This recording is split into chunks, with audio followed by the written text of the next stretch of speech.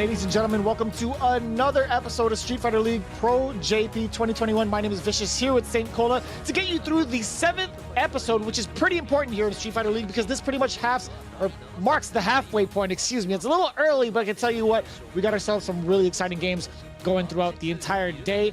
We've been going through a lot of these matches little by little. We're starting to see some of these storylines progress. We're starting to see some of these players finally get themselves acclimated to this point in the league. But I got to ask you, St. Cola, real quick, what do you think has been going on with some of these teams, right? You see some of these points slowly come together. We see some of the schedules as well, but I got to ask you your opinions on some of these teams, right? Like we've seen some of these teams in the lower half. What do they got to do to start to pick themselves up out of these ruts? They gotta win everything. It doesn't matter if it's matches.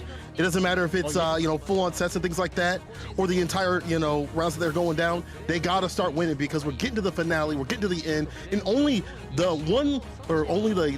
there's only 5 spots in the grand finals, right? So there's 5 spots, and you want to be in that 5th to top spot to be able to make it through. Some of these teams at the very bottom, I feel like they've got it's make or break. We said that for Team Seoul, and we got to say it for a lot of other teams too as well. Yeah, so how it works in the playoffs, right? When it comes to the current rankings and what we've seen every single day of Street Fighter League, when it comes to these playoff spots, right, we're looking for that grand finalist for the very top, right? Those guys are pretty much going to be setting the pace for the entirety of the team battles for the grand finals, right? What you're really looking forward to as a team in Street Fighter League is not only the first place, but also being within 2nd to 5th place, where they will be fighting off in an entirely different bracket to see who will face off against the #1 seeded team in the grand finale of it all, as you saw from that graphic earlier explained, for a good amount of cash too. 8 million yen. That is about, man, I forgot the calculation. It was like what, 44k USD for the champions, and then 17.5k, and of course 8.8k. That is a ton of money. I don't even know. I mean, like, doing this for Street Fighter League, I feel like that is a chunk of change. Pretty much still decent amount for champions, like pretty much life-changing.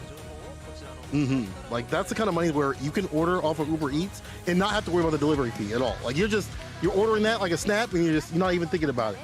That's a lot of money. But also, 2nd place getting 2 million, 3rd place getting 1 million. So it's also something to sneeze at too. Y'all can do the exchange for your currency out there. But either way, it's prize and pride on the line. Street Fighter League Japan, as you said, in the very middle right now of this league. And oh man, we look back on episode 6. Yesterday was an absolute, or 2 days ago I should say, it was an absolute treat.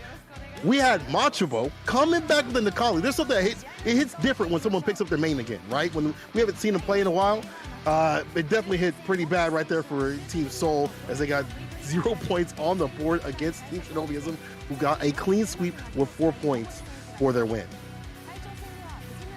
Yeah, I mean, it was pretty important to see Shinobiism pretty much climb up the ranks in this sort of fashion, right? 4-0 sweeps don't happen too often, but when they do, it's been a pretty significant detail as to what's to come in the future, right? Nagoya OG Body Stars actually managed to get their tie against Mildon Beast in a very, very emotional set between MOV and Fudo. In fact, MOV actually had the opportunity to get himself that first W, but just fell a little short.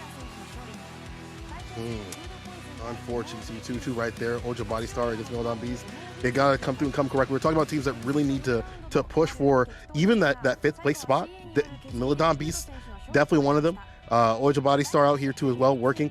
Good A squad, don't have to worry as much. I mean, I feel like, you gotta keep on your toes still with all the competition that's out here, but they're in the top spot, winning that decisive match against Babe Roto Z, only getting 1 point on the side. Yo, Good 8 squad is a team to watch out for. And all the Urians I lost in episode 6. I think that's, if you're a Urian hater out there, you loving that.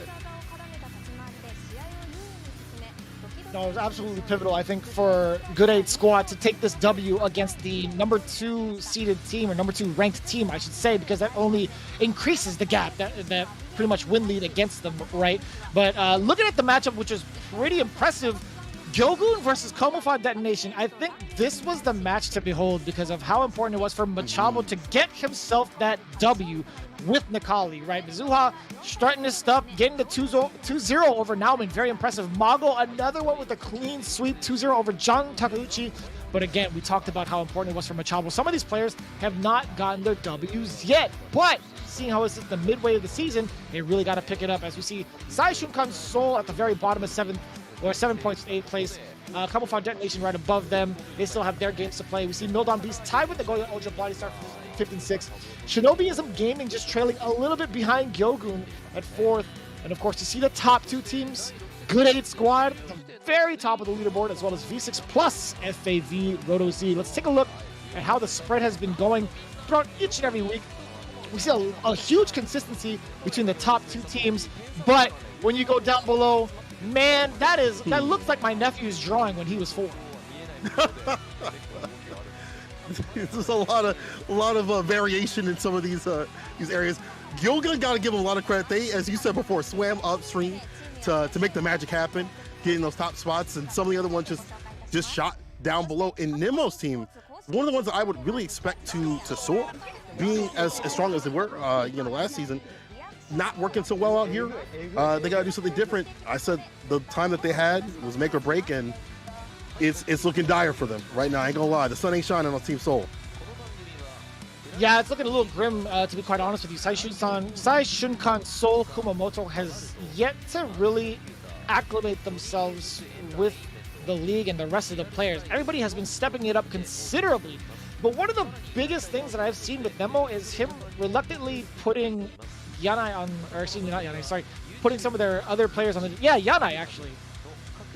Putting him on the bench when he has like one of the best records thus far for one of the younger generations, and having a character that is so difficult to play against still, which is G. All the while still trying to find whether or not he wants to use Urien or Gil. It's really tough. But either way, we're going into the away team for our first match of the night. Good 8 Squad coming in. Of course, we have the leader, Gachi-kun, followed up by Kawano, the second place finisher over at the CPT this past weekend, part of the next generation. Kugera, one of the most impressive boxers you will ever see, and really leading the pack when it comes to V-Skill 2 Army. And Kichi Palmu, the degenerate himself, massive pad grappler. Man, he's been grappling everybody consistently. We didn't get to see him play not too long ago, a couple of days ago, I should say. He was a little bummed out about that, but I'll tell you what, he's definitely going to be in this time. He's looking as pumped as ever. Same with Kugera and even Gachi-kun. So we'll see how this plays out. I'm really liking the synergy so far from Good 8 Squad. They're at the top for the very reason. Let's take a look at the home team. Yep, Team Detonation coming through. The sturdy breadwinner, Itabashi Zangi. We're both Abigail and Gi, in the name. But incoming Sakura going to back him up with Nauman, one of the Evo champions, Evo Japan champion, I should say, making the character on the map. Then we've got the Prince of Light himself, John Tech, as you would say. And then rounding everything out is the returning monk, Tachikawa, who has shown a variety of characters, but yet to really find his footing. Let's see if he'll be able to do so today.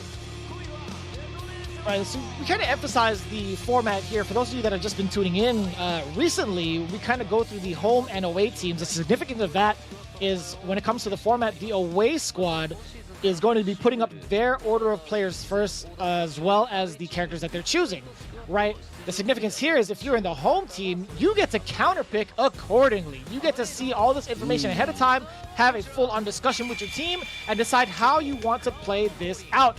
Kichi Palmu on the bench again. No! This man must be hurting, dog. Let him play. Look at him. The arms were crossed because he was so upset he wasn't able to come through. They talked to him before. They were like, dog, we ain't putting you down, My man feeling like a clown. That's unfortunate. Oh man, Kichi Palmu on the bench. Man, that's gotta sting. Him and Yanai have been gotten done dirty quite a bit. Yeah, it's kind of rough looking at it, but you can't be too upset at the lineup. It's very difficult to say. I think if they were in the home team, they would throw out Kichi Palmu a lot more. He is the home run swinger when it comes to playing on the home team, trying to get some of these matchups. Fact of the matter is, this is still a very powerful lineup, no matter how you spin it. Kawano was Colleen. We saw his performance this past weekend. Rashid from Gachi-kun, obviously Capcom Cup champion. Kugera, one of the more dominant forces as Balrog this season. No matter how you spin it, I think this is going to be a strong lineup with or without Kichi Palmu, and that's so terrifying. Yeah, I feel bad for him for sure, but it's still very terrible. Yeah, depriving us of a Geef on Geef mirror match, unless Itabashi went to Abigail. But let's see what they put out in response. They got a lot of characters that they can fight in terms of what you see on the other side of the screen. I'm very curious. Looks like Itazan Abigail is coming up first. Itazan's telling everyone to buck up because this is the last match of the first half. He said, y'all better come through and come correct. Today is the day. You better come to play. We're thinking about it now. Itazan has pretty much stepped up to the plate. I guess he's going to be rocking Abigail, but that's going to be setting up pretty nicely, I think, for him. It's not going to be, I mean, it's not the best, but I feel like if he would have picked Zangief, it would have been far worse, in my opinion. But I'm kind of curious, what is it about Itazan's confidence that said, maybe I should just go up front now that we know because Kawano's there. I should just take him out right now. What do you think is the reasoning behind it? Well, Itazan said that he says that Kawano's a good player, but he can read his moves. And we kind of saw that similar situation when he fought Daigo. In a matchup that's not so good for Abigail, he put the work in reading Daigo's movements and things like that, placing the crouch fierce in a perfect kind of way. So if he comes with that kind of momentum and that kind of readability, understandability, which he's always had with Geef, and puts it with Abigail, instead of putting the grappler mentality on, he's putting the brawler mentality, finding all those crush counters, that big boy damage, and not getting right with the command grabs, he may make the magic happen. But we also saw how Kawano was working. Like, Kawano dealing with the Urian, I've never seen a silverback so caged up in my life. So easier said than done, Itazan. I'm wishing you the best of luck. Very interesting. You were referencing the Daigo matchup as in like the CPT matchup, right?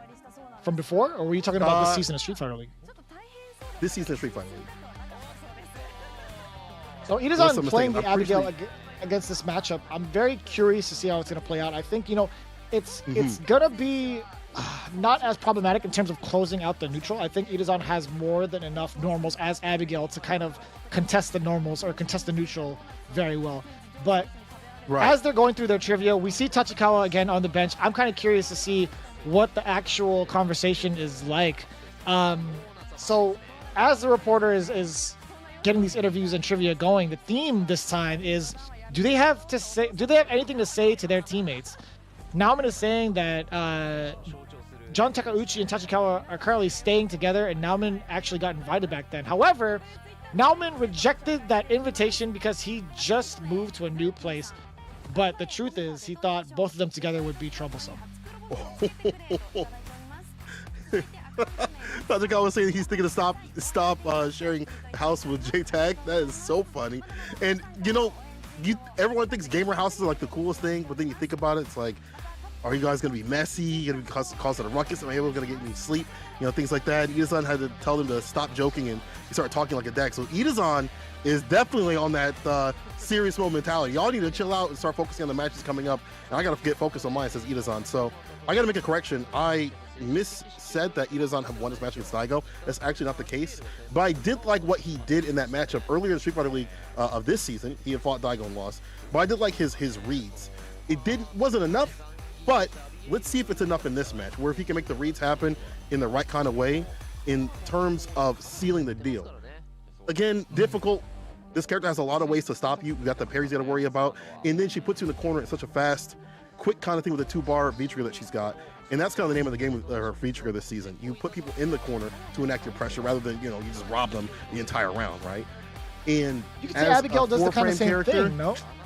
You're right. Yeah, I mean, you're right, actually. But with Colleen, I do feel like on the sense of Abigail for his defense, it's not so easy to kind of find your way out. You got a 4-frame, you don't have a reversal, you got the parry you can rely upon, but that's a crush ground situation. But you're absolutely right though. Abigail, if he puts you in the corner, if you feel a same kind of heat, different sort of flavor. I'm kind of curious. Like, Colleen doesn't really have any reversal wake-ups as well, so it's going to be very interesting when it comes to playing defense. One of the biggest outliers here is that Abigail has access to a command grab. Colleen has access to like a parry. So you're looking at like the offensive capabilities of Abigail, then you're looking at the defensive capabilities of Colleen. So you can see how vastly different they truly are. But as it stands, they're both very, very risky when it comes to waking up on defense. Round start are with the buffers. Kawano getting the knockdown with the Parabellum. Look at that, just slowly walking him down, not taking too many risks. We know the damage that can come from this That character was so in the sick. punish. I love the use of sweep in this game, or like in the neutral against this matchup. Also, I love that from Kawano going into the confirm as well. But I'm sure Itazan is not going to let that fly again. You see, he's kind of playing a little bit back to see whether or not Kawano's going to fight. Okay, he ends up going with a background us instead. He's like, you know what? I don't need to confirm anything. I like hitting with these crush counters instead. It's a fierce back heavy kick.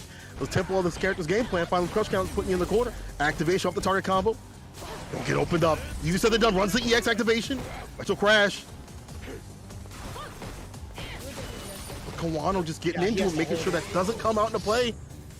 Ooh, he had to hold all of those sequences. There were multiple 50-50s there because of the fact that Itazan only had pretty much a throw's amount of health left, putting him in such dire straits with those plus situations over and over again. That was so difficult for Itazan to even try to contest, so I don't blame the throw attempt. But Kawano sticking it true, and a big whiff, but no, that was a buffer, excuse me, that was a giant buffer towards the giant man. He's getting big boy damage right here. Caught up in the corner, crouching to kick 2 to catch some of these, just a little bit of damage to keep that stun risen. But Itazan on the verge of popping trigger. What an interruption! And runs the Parabellum. One more sequence after this. Maybe 2. And the frame kill as well. All the throw. Yeah, even more plus frames afterwards. Just crouching medium kick over and over and over again. Doesn't even need to overextend. Kawano played nice and cool, actually. No pun intended. We see the kind of pressure he has as Colleen. There's just not enough right now for Itabashi to pretty much contest. If he has the meter, sure, he'll go for something risky like, EX run with armor. But as it stands right now, Kawano has been 100% ready for that. Round 1. And we were talking about how that corner pressure comes into play. You all see the crouching medium kick 2 every so often from Kawano, just to add up in terms of the damage and the stun, just keeping, Itazan in the corner, just checking him. Itazan not able to get that robbery factor with the V-trigger on deck at all. You're not able to see the other side of Abigail. The thing that people hate, the crouch fears come through against a parry. Thought he could call it out, get some damage, and now puts him in the corner. Itazan, let me see something. Yeah, we're seeing how much he's enforcing these crouching normals in general against Kawano, right? It's not even like big damage that he's looking for, it's death by 1,000 cuts. He's willing to kind of play this longer game, but Kawano finding just one touch has been significant. If he goes into a target combo or anything into trigger, that might be a little troublesome. So Itazan had to use that V reversal. Very smart choice. Get some distance. Crouch medium kick, you know that Kawano's looking for that activation, and again, for that corner push situation that we've seen so many times. He just runs that corner pressure that hard for Itazan to stop, but he stops the dash with the light into the Abigail punch, puts him in the corner. Nice and easy with the neutral. This character is so, he's such a burden, I feel like. He's just so intimidating. He has such a big presence on screen. It's like, how do you not want to punch him? Okay, this is great for Kawano. Does get the activation. He was looking for it forever and a day, mostly through the crouching medium kick. No, not armor. Oh, he dropped it big time. Activation.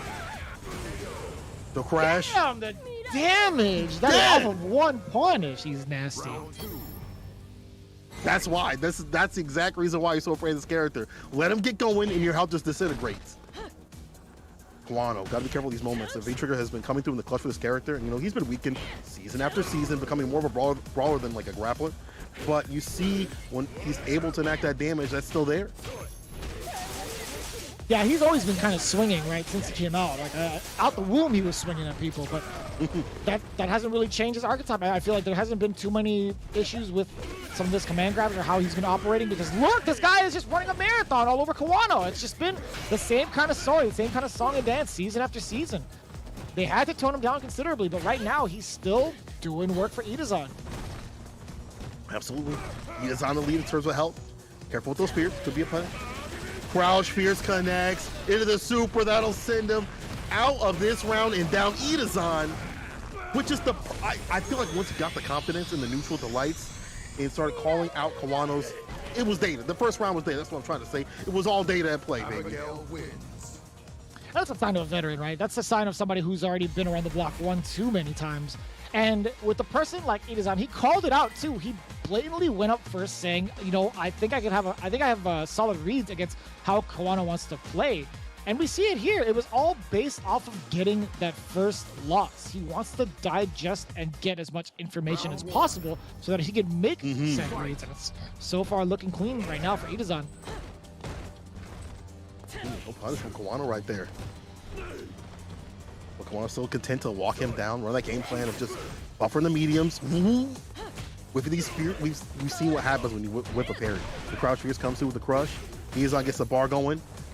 Kawano just content to walk him down with the buttons. Nice and easy with the mediums. Max sits with the V skill. Yeah, I haven't seen a lot of parries come out from Kawano like ever, really. I haven't really noticed it. Maybe trying to implement those every so often. Just maybe a little bit more just to stop that approach, but the EX comes through. Max distance too, so a little bit hard for Itazan to punish. Backdash, stays alive. Oh. Damn! I mean, it's cool. He gets the crouch jab, little whiff punishes here, but you know, it's very interesting to see Kawano kind of like try to use these normals as sort of baits for Itazan and still get clipped by something like a crouching jab, I should say. It's adding up too. Itazan in the lead. These slight checks. I think it was too far. I think it was too far to get confirmed after that. Yeah.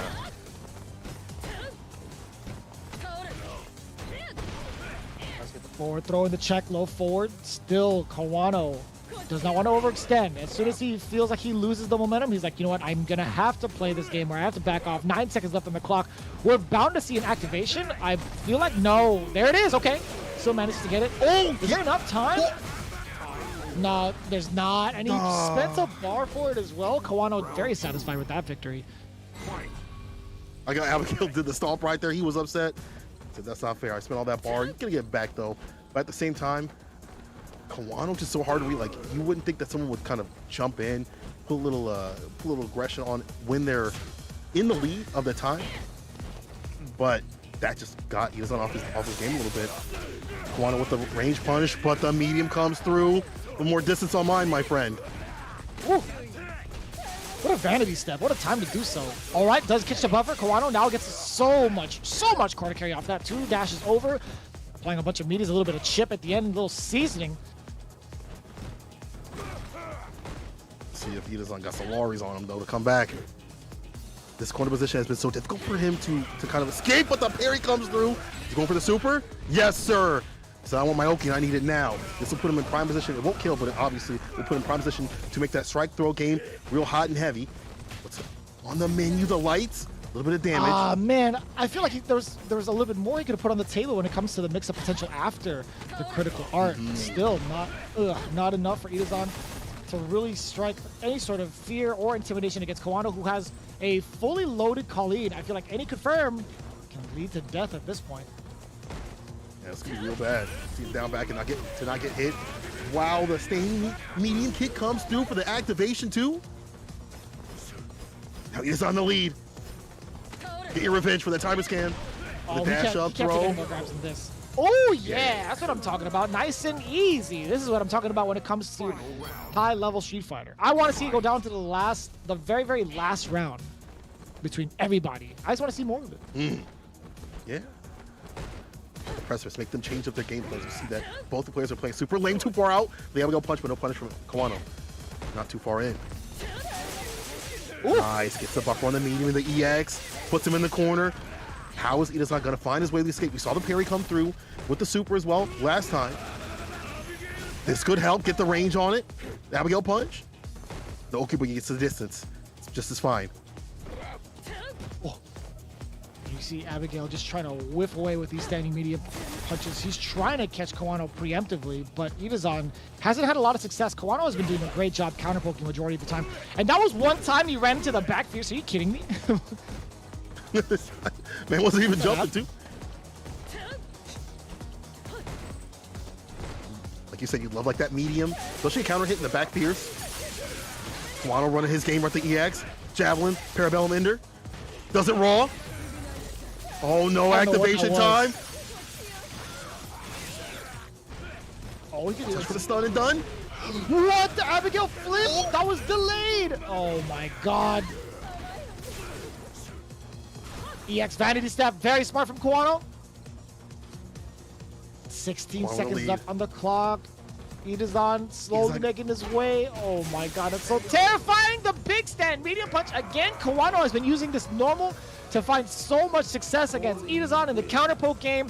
And man, does it come in the clutch. I like that. 2-1 against Itazan, making him eat his words.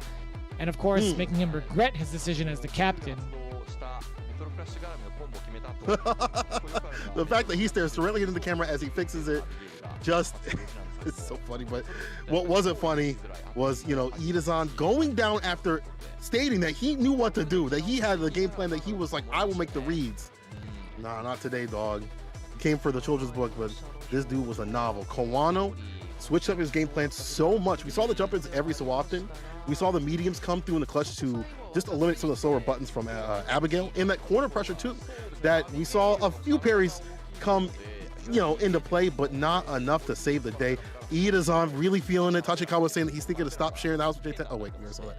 But I really felt like Kawano played that very perfectly. We saw Itazan slow down, and so Kawano did too as well. He didn't overextend, because you know what happens if you overextend.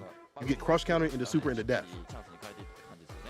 Yeah, that's the majority of the gameplay for both. I feel like both characters can do the exact same thing in terms of dishing out the damage, getting the crush counters with the sequences with V-Trigger. Yeah, they're very much so capable of it. It's just a matter of who's going to place their right normals first for those activations, right? You're looking for the counter poke game, which Kawano played perfectly. I think there was a lot more patience on the side of Kawano.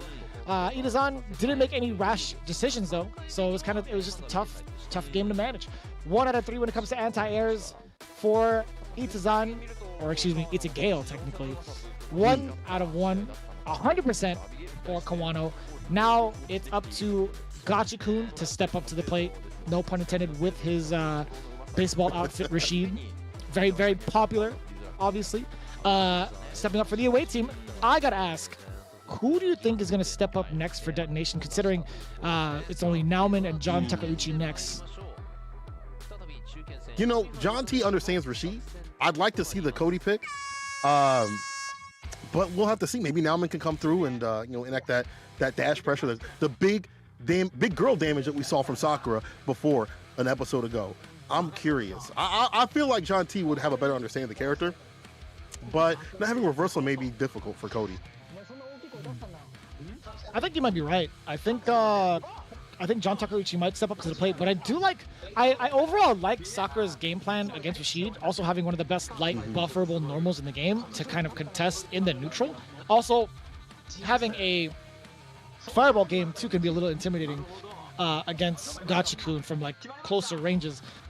But you might be right. John Takeuchi might be stepping up to the plate next, as Itazan is saying, "We are counting on you, John."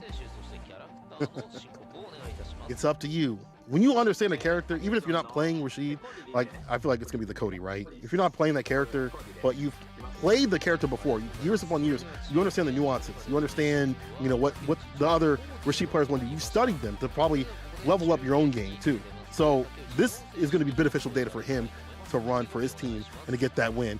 And it looks like he is going with the Cody. And Itazan saying that they're counting on John and that they're just joking around for the whole discussion of the time. Even though they're down, they're trying to keep their spirits high, joking around, having fun and stuff like that. But again, John T, understanding the Rashid, understanding what makes his character so strong, could come into play. Now we've kind of figured out who's going to be coming up next between the second set of matches, John Takeuchi versus Gachi-kun. We talked about Rashid and Cody as individuals and what they're capable of. Let's talk about the matchup itself. Rashid versus Cody, what are your thoughts going into it? I feel like, personally, I think Rashid is going to have a great time. I think the normals will just be more than enough to force John Takeuchi out into the corner. Again, Cody not having the reversals is going to be a real big killer. Not having the right frame data also to contest, or at least on reversal or on wake up, right? But tell me a little bit more about how you feel in regards to Rashid versus Cody. I've seen Shine in the US play that matchup against JB, and he used V-Trigger 1 to make the neutral better, make the exchange to the neutral better too. So he would use that extended range, the big boy damage off the confirms and things like that off the knife, and having a fast projectile to kind of stop the approach of the character. It's going to be difficult. I still feel like the neutral's still in favor of Rashid overall, and especially because he could scoot step around the fireballs of the V skill with the V skill 1. But I don't think it's as bad as it used to be. They also have the sway too as well. So they do call out any of the strings and things like that, get some damage on the deck. That's fair. I think V-Skill 1, I don't know if John Takeuchi is going to resort to that. I feel like the Crime Sway would be great for pressure against, or excuse me, rebuttaling against the Whirlwind shot, whether it's in the corner or whether it's in neutral. I think that'd be great.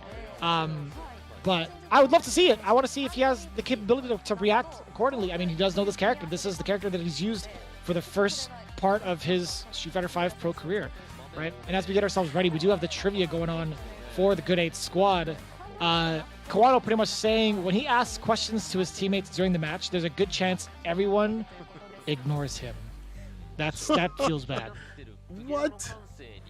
That is not teammate mentality right there. Bulgaria says they are not ignoring him. It's just a way to agree. Can't give him a nod. You can't just be like, yo, you're right, or any of that. That's fair. Bad blood right there. I feel like that's fair. I've been into a lot of meetings where they would ask questions and be like, hey, this is what we're doing for today. This is our agenda. Does anybody disagree? And nobody just says anything. So it's like, all right, well, silence is agreement for this team. They're like, okay, it's a mutual understanding. Kawano is just, I get it, man. He wants to get the vocal acknowledgement, but at the same time, Pugara's just like, I got other things on my mind. I'm just going to stay quiet and just, just smile and wave, really. Bulgaria finds Gachukun's choice of food interesting. Apparently, Gachikun eats sandwiches with natto? Natto? Did I say it wrong? The beans, right? Yeah, it is it's kind of fermented beans. That is Ryu's favorite food. Also, that's a fun fact. I'm pretty sure y'all know about that. If you're a Street Fighter fan, that's one of the things he puts in his bio. And that's gross. I feel like it's not for everybody. I've definitely had it. I tried multiple times. I can't do it, man. I can't. By itself, it's not good. I think it accents certain dishes pretty well, but overall, I just can't. That's just me.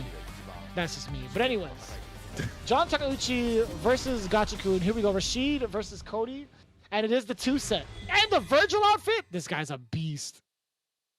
Bro, let's go.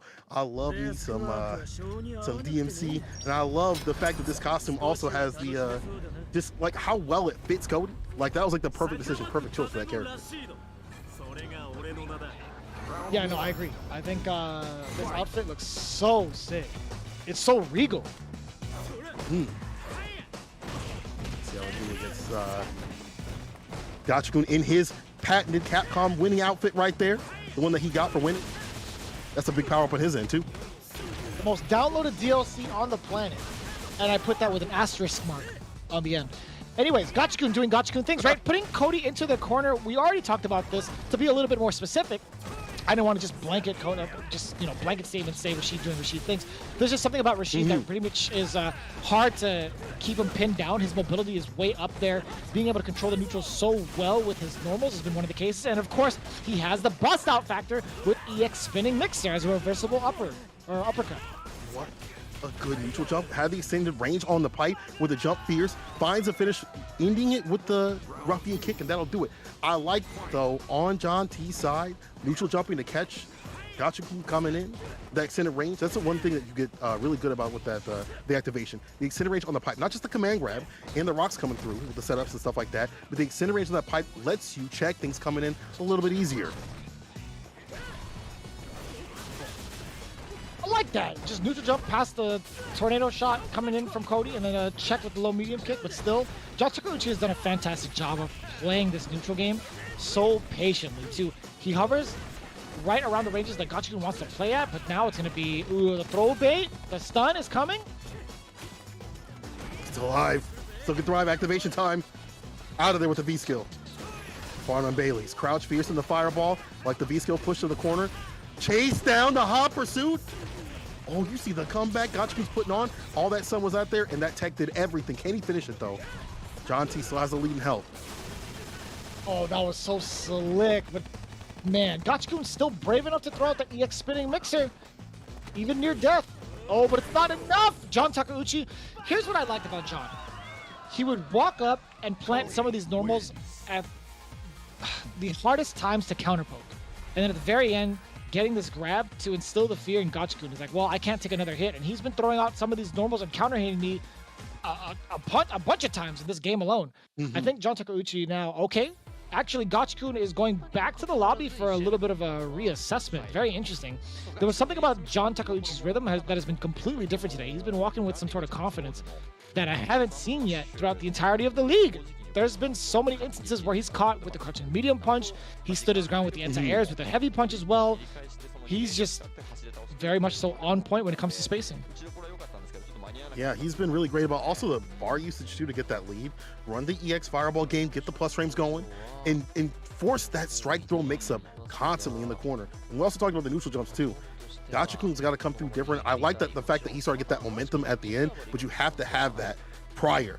John Tack out here been practicing the Rashid matchup with Tachikawa before the match today, so he had some preliminary data and things to go off of. Looks like he just needed a breather though on Gachikun's side.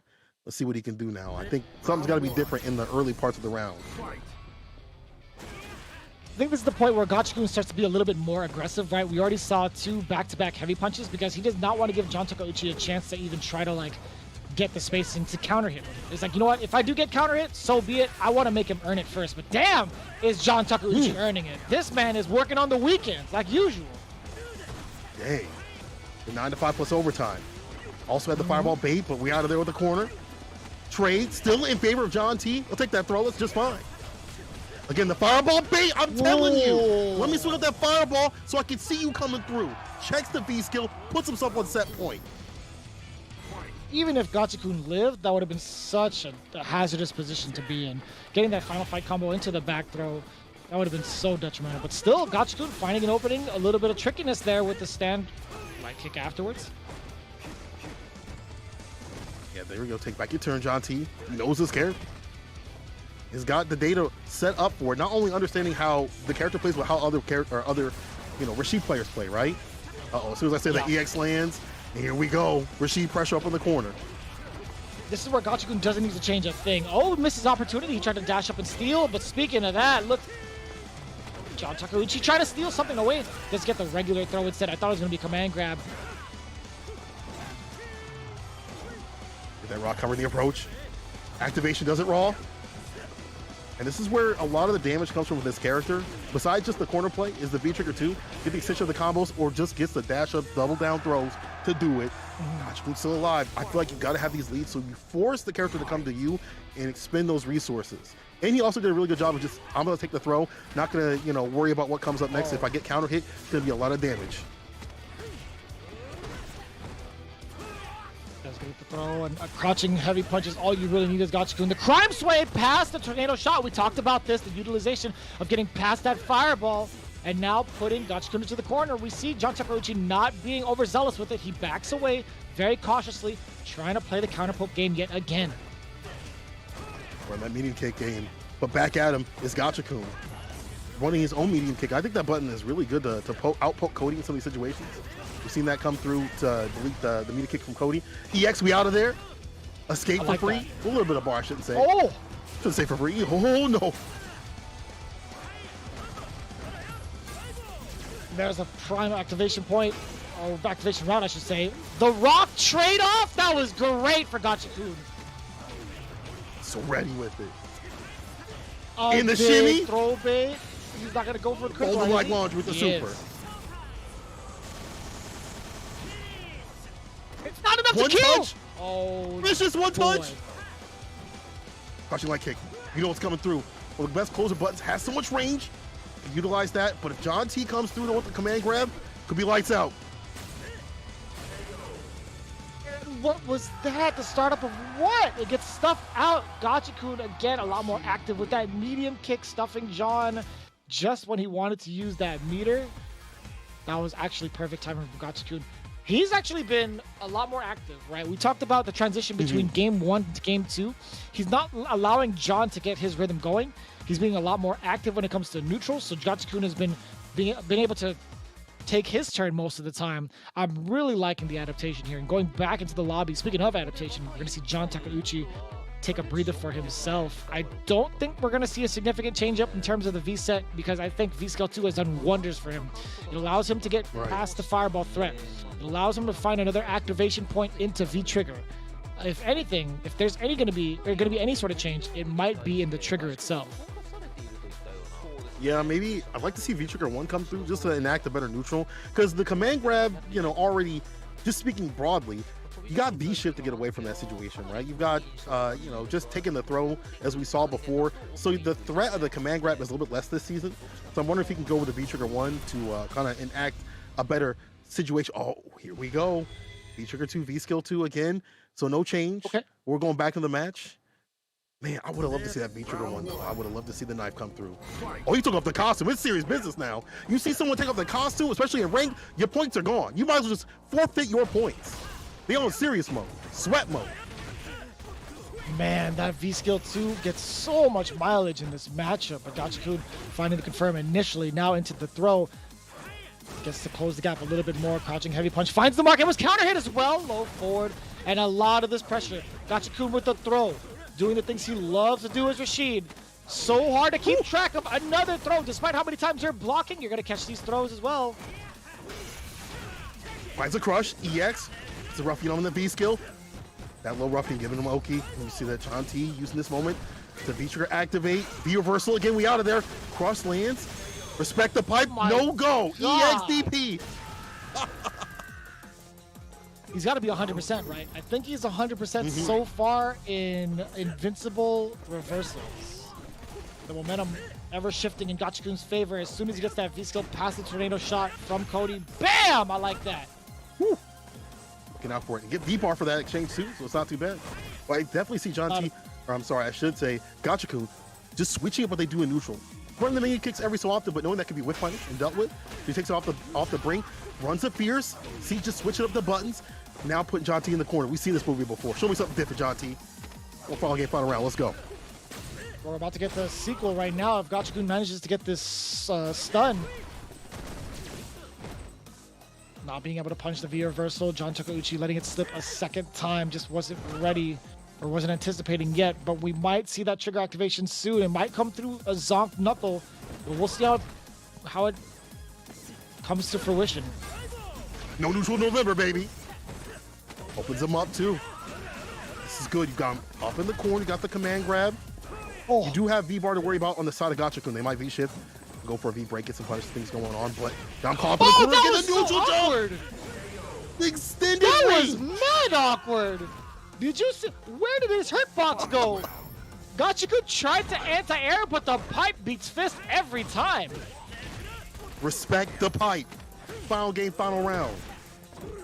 Gachikun getting taken down. There's the crush off the heavy kick. EX Ruffian. Again, that sway, putting that V-bar on him. And the finesse and press once again. Put him to rest. One touch. The throw to do it. Perfect. My goodness. A whole new ball game when it comes to John Takeuchi taking it down over Gachikun. A very significant win for Camouflage Detonation. Dear God, this Cody putting in that work. Let me see you keep doing that. Let me see you keep doing that. That was beautiful done. Man, said, don't pick my character. I know you won Capcom Cup, but don't pick my character. It hits a different sort of way. But I like that John T brought up this character in this matchup. In all that practice that he had before with Tachikawa, came through in the clutch, takes it over Gachikun, evening up the point score. That was so tight. I feel like right now, John Takeuchi has been pretty much dead even, I feel like, from the matches he's played as Cody. I think there's been a decent amount of... No, actually, he has what? How many times has he played? I feel like as Cody's been putting in a lot of work against a ton of characters, right? He's beaten Akira. He's beaten... let me see who else he's beaten. He's taken out Moruto. Oh, no, he fell to Moruto. That's crazy. He lost to Fujimura. He's beaten Shuto. He lost to Tokido. Oh, man. Overall, okay, maybe not. Maybe his record hasn't been the most stellar, but this right here, it's important because you're taking out someone like Gachikun, the leader of Good 8 Squad, the team that is in first place. You gotta think, man, that is pretty impressive overall. And speaking of impressive numbers, despite, Gachikun having 100% in the EX spinning mixer game, it still fell short. Did not get him the momentum he needed. Maybe the rounds, but definitely not the games. Unfortunate. This is Gachikun's second loss in the league so far. Previous loss was to Fujimura, and then Fujimura is on full wins. But man, oh man, that Cody pick, that Cody looking real solid. Like it's actually looking like the real deal. You know, sometimes you see people secondaries at the beginning. You're like, is this really the way to go? You're kind of going down on the quote unquote tier list and things like that in terms of strength. But this Cody is a threat, and now we're even out in the points. Let's see who's gonna be sent up as the anchor. It looks like it's gonna be Naomin Sakura, Evo 2020 Japan champion, coming up to the bat. Yeah, I mean, considering all things considered with the order, I mean, it's going to be Naomin facing off against Pugera's Balrog. That Sakura is going to be pretty troublesome, I feel like. But not by much. Now that I think about it, Pugera has done a really great job of utilizing tap to get past the Fireball game. Also utilizing that V-Skill 2 into Trigger 1 as well. I think Naomin might have the kind of short end of the stick in this matchup. But he's prepared himself to some degree, to a certain degree, saying that Pugera is a very tough opponent. He wants to take the spotlight today by winning this match. I mean, like, as you should, because if you were to take down the #1 team, that would pretty much speak volumes and give you a huge confidence booster going into the rest of this season. This is the halfway point. This is exactly where you need to step it up and start to finally utilize your strategies against some of the players here. All eyes on me as the anchor point coming through for the team, but you got to go up against Pugera. I'm curious of the V-Skill system. It looks like he's going for the FFB right there. Man, this is going to be difficult because if you misplace one rush punch, it's standing light kick into the DP into corner carry, and you don't want that to happen at all. We get ourselves acquainted with this matchup. This is indeed the final match for the first set of games here at Street Fighter League. As we see, V-Skill 2, Trigger 1, that is going to be the V-set for Pugera. V-Skill 2 and Trigger 1 as well for the side of Naomin. I like that Pugera's What a whip punish! Hot damn, that was sick! Using the upper to clip him like that, and get the V-Skill charge up? Oh. You on duty today, huh, Pugera? You on duty today. Upper again! That is... It's for you, Vicious. He's doing it for you. Impressive. That is actually impressive. It's like getting the uppercut against a roundhouse is so sick. Plus frames afterwards. Excellent tech from Pugera, keeping the plus frames to himself as well. And now trying to drain the trigger against Naomin by being the aggressor. So much confidence. Look at his movement in the neutral. Not getting opened up too much. There's a throw, but you won't be caught up in the corner. Doesn't matter. V-Skill again with the upper. He's using those uppers to get the V-Skill, finds a finish, and I like this game plan. Just in general, if I can get a whiff punch with the upper, I know I can get the V-Skill after the knockdown, so I can continue my positivity with the plus frames. Smart stuff with the first one, Pugera. There's a dash up throw though from Naomin. Cross speed kick, but no conversion. That was gonna be just fine. Yeah, V-Skill charge up as well after the lights. Okay, speaking of lights, Naomin does get the dash up. A little bit of a frame kill to create some space, but still within range for the throw, and now it's going to be Pugera busting out of the corner. He did have plus frames considering the dash punch was in V-Skill 2. He gets the throw bait, but he goes for the knockdown instead of the carry. Got a lot of bar to use. Especially you can, yeah, there we go. Spin it all, put him in the corner, and act that roggery. That walk-up throw right there. We've seen that time and time again over in, you know, we saw Daigo do it. Maybe not time and time again. We've seen people be using it, though. I feel like people are going to start using it a lot more to chase down shimmy situations. Does get Naomin out of the corner, but he's a lot of damage. And again, the finish, Pugera. My man spent it all. He had 3 bars, and he went for a normal into EX dash punch for plus frames. Got him into a little bit of a block, did a stutter step, and then charged up enough for a dash swing low. That didn't work out, and he still managed to use EX dash punch again for another plus situation. This guy Pugera is really adding on the layers to this cake. If you get opened up, it's gonna hurt. It's a pound cake, my friend. It's different. Damn, pound cake sounds really That's a light good right buffer. now. Oh god, damn it does. With icing on top? Let me find out. Ooh, let me get some V-trigger on that. Ooh. Dash swing low again. I like that from Pugera. Dangerous territory now for Naomin.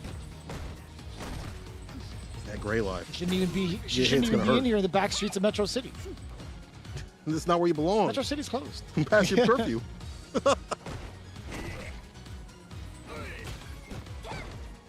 No conversion off of those lights that he's getting in. And it's still we all typically see Pugera from, controlling the neutral. Yeah, I mean, you don't usually typically see that from Nauman. Didn't watch his toes.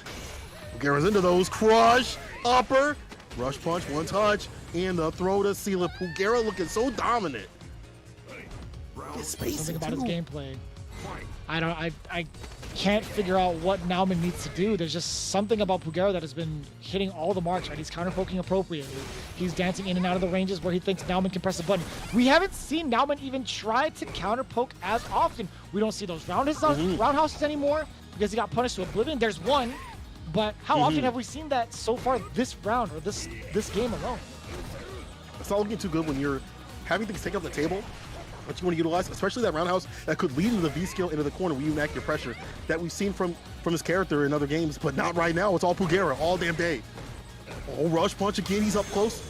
EX comes through again. Pugera. This is tough.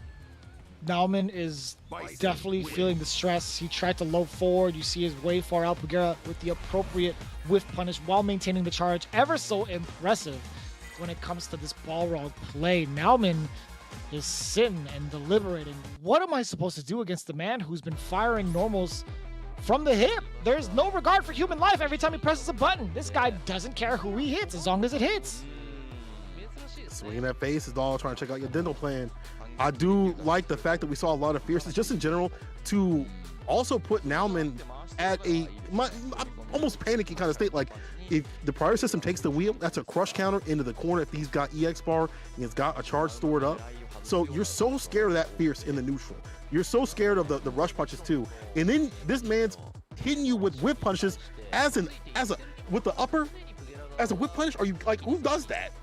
Like, you're like, who is this beast?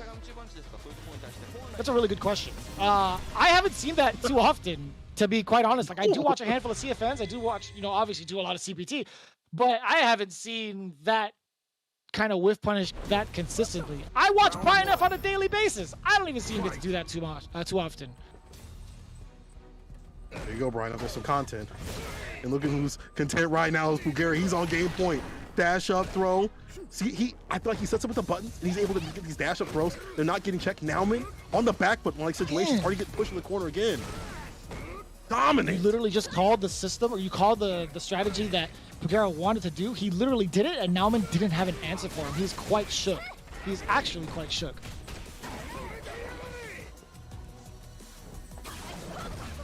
Oh, yeah, we know that activation route.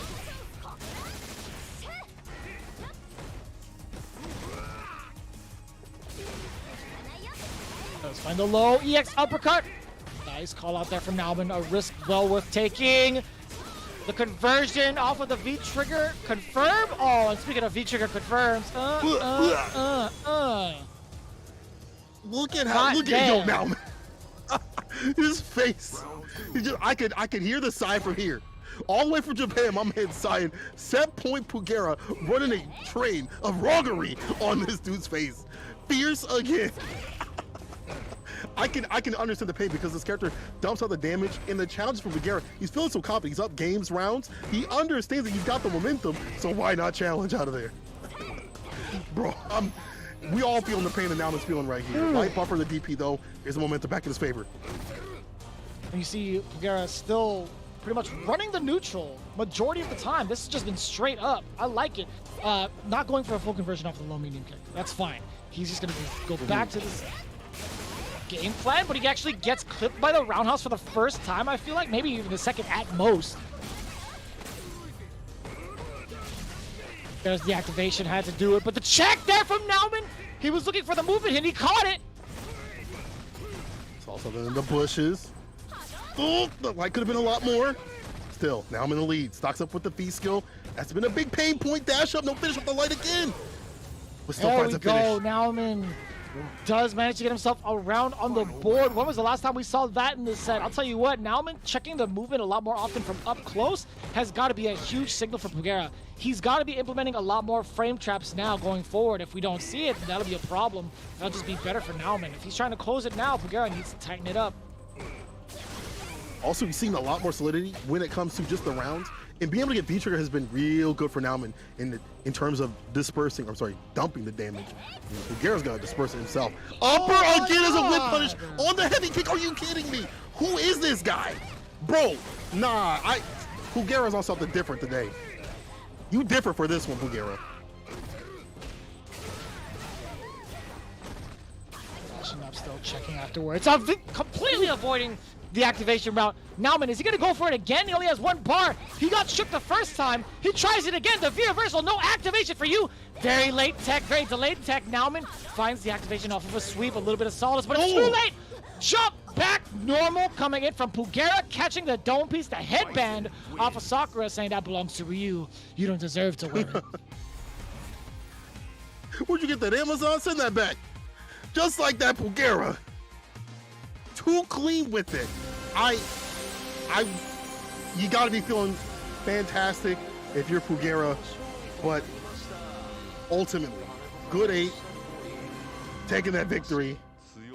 Man, the other team though, in terms of Team Detonation, after that match, that's gotta be painful. The whip punches from Pugera were absolutely sick. The uppers, going to the V skill, constantly shifting the focus, and then again, as soon as Nauman was on the back foot, Pugera smelled blood and went in. Big amount of points, 3-0 on their side. Wow. Yeah, I mean, that's a huge difference from how we saw Pugera play not too long ago, I feel like, versus the V6 squad, right? When we talk about how he performed on Tuesday, he went down 0-2. We saw a little bit of reluctancy. We saw a little bit of a couple of mishaps, actually. This was the cleanest, like one of the cleanest performances I've seen from Pugera in the entirety of the league. I think there's a lot of comfort in this matchup. There's a lot of comfort in the player that he's playing, and Pugera just showing the utmost confidence in that entire set is something that needs to be beheld. You need to watch it. If you are a Balrog main, you got to make sure to study that matchup, because that was a clean victory from the side of Pugera. Man, I feel like it's one of those matchups that you watch, you're like, dang, maybe I should play this character too. Strong stuff, but it takes a lot of skill to find those uppers, those whip punches, things like that. But that just shows you how strong, again, the competition is out here. Street Fighter League Japan, good 8 squad, still at the top spot, Team Detonation. That's a 3-1 loss to them, not feeling so good. Good 8 squad has 6 wins and 1 team draw so far, no losses. Y'all heard that right. Good 8 squad has not lost so far. Only a draw has been done. Yeah, when it comes to being on the away team or the home team, I feel like they haven't really suffered any sort of defeat. It's just been like, we literally just said that, but just overall, them not having to worry about being on the away side is such a huge factor. But yeah, going into the highlights for today, Itazan put himself first up against Kawano, but Kawano pretty much ready for the matchup. We see the very specific punishes you can do against Abigail, such as the Abigail flip and being able to interrupt appropriately. But just overall, I think Kawano's counterpoke game was on point today.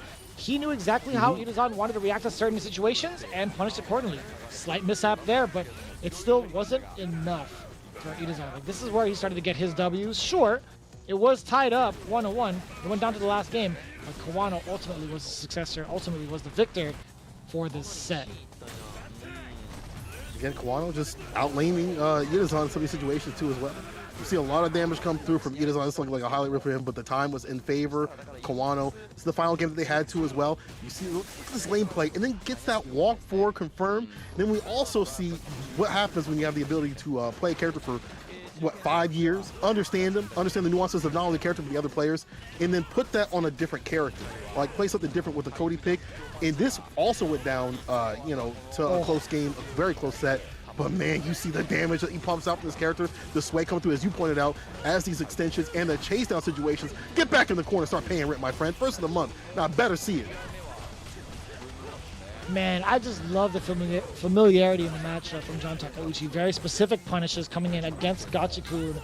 And of course, him using the trigger well. That was one of those instances where he did not get to get a full punish. But man, Gachikun, did he come in the clutch with those reversal uppercuts. However, John Takeuchi took his sweet time coming right back. Does get a perfect towards the end, and that was ever so impressive. I gotta say, there was a couple of instances where John Takeuchi got away with a handful of jumps, or like maybe like 2 or 3 jumps, but those jumps were so impactful. Also, what was impactful was this round right here. Every fist to face, you definitely felt it. There's the crush, the upper, and the upper was kind of the name of the game. I feel like in this match, as the rounds went down, it made Naomi not want to touch a dang button. Dude, was like, I don't even have a heavy kick. And then you see Pugera like smelling blood in the water, going in, licking his chops. He was hungry for it, waking up with violence, and finds a finish. And this is the thing about Rog, is like, doesn't matter what matchup, good or bad, he's able to find, you know, big comebacks if he can land these hits. He's got a lot of damage. The V skill helps out for the pressure, the plus frames. And we did see Naomi come back when he had V trigger on the deck, but it just wasn't enough overall. You see that upper as a whip, but not. It's who's so doing good. that? Y'all tell me who's doing that right now. At me right now, who's doing that? Even if it's just a replay, just seeing it over and over again, it's music to my ears, man. It's something different. It just feels great to see. And you see like the hit right there, the first time around when Pugera jumped back with light kick, he was like, you know what? If he tries to jump at me, I'm hitting him with an instant overhead. He already had it in mind. He gave Nauman a warning shot, was what it was. It's like, dog, I will do this to you. I've proven it, and I'll continue to do this if you keep whiffing the button. And he did bring it out at the end, and it still got punished. And we're gonna get some trivia real soon. They're interviewing Good 8 Squad, but man, this is the team to watch out for. Again, the top spot, so well balanced, so many great players, characters that they got on their team, a wide diversity. And then you also got Kichipamu. Hasn't got to play in a while. Oh, that's rude. My man. Kichipamu was great. He's Kichipamu was great. good, It's just man. it's unfortunate you get to play. Look at him. I think Kichipamu is one of the bigger components in Good 8 Squad, also being a veteran in the league. He's had some very significant W's throughout his history as Street Fighter League.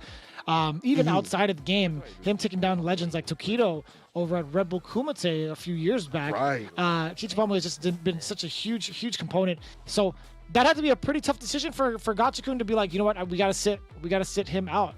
In fact, we haven't seen any of the leaders really try to sit themselves and watch from the sidelines. So again, it's a very tough decision to put someone like Kichipamu in the back end, or at least the back burner.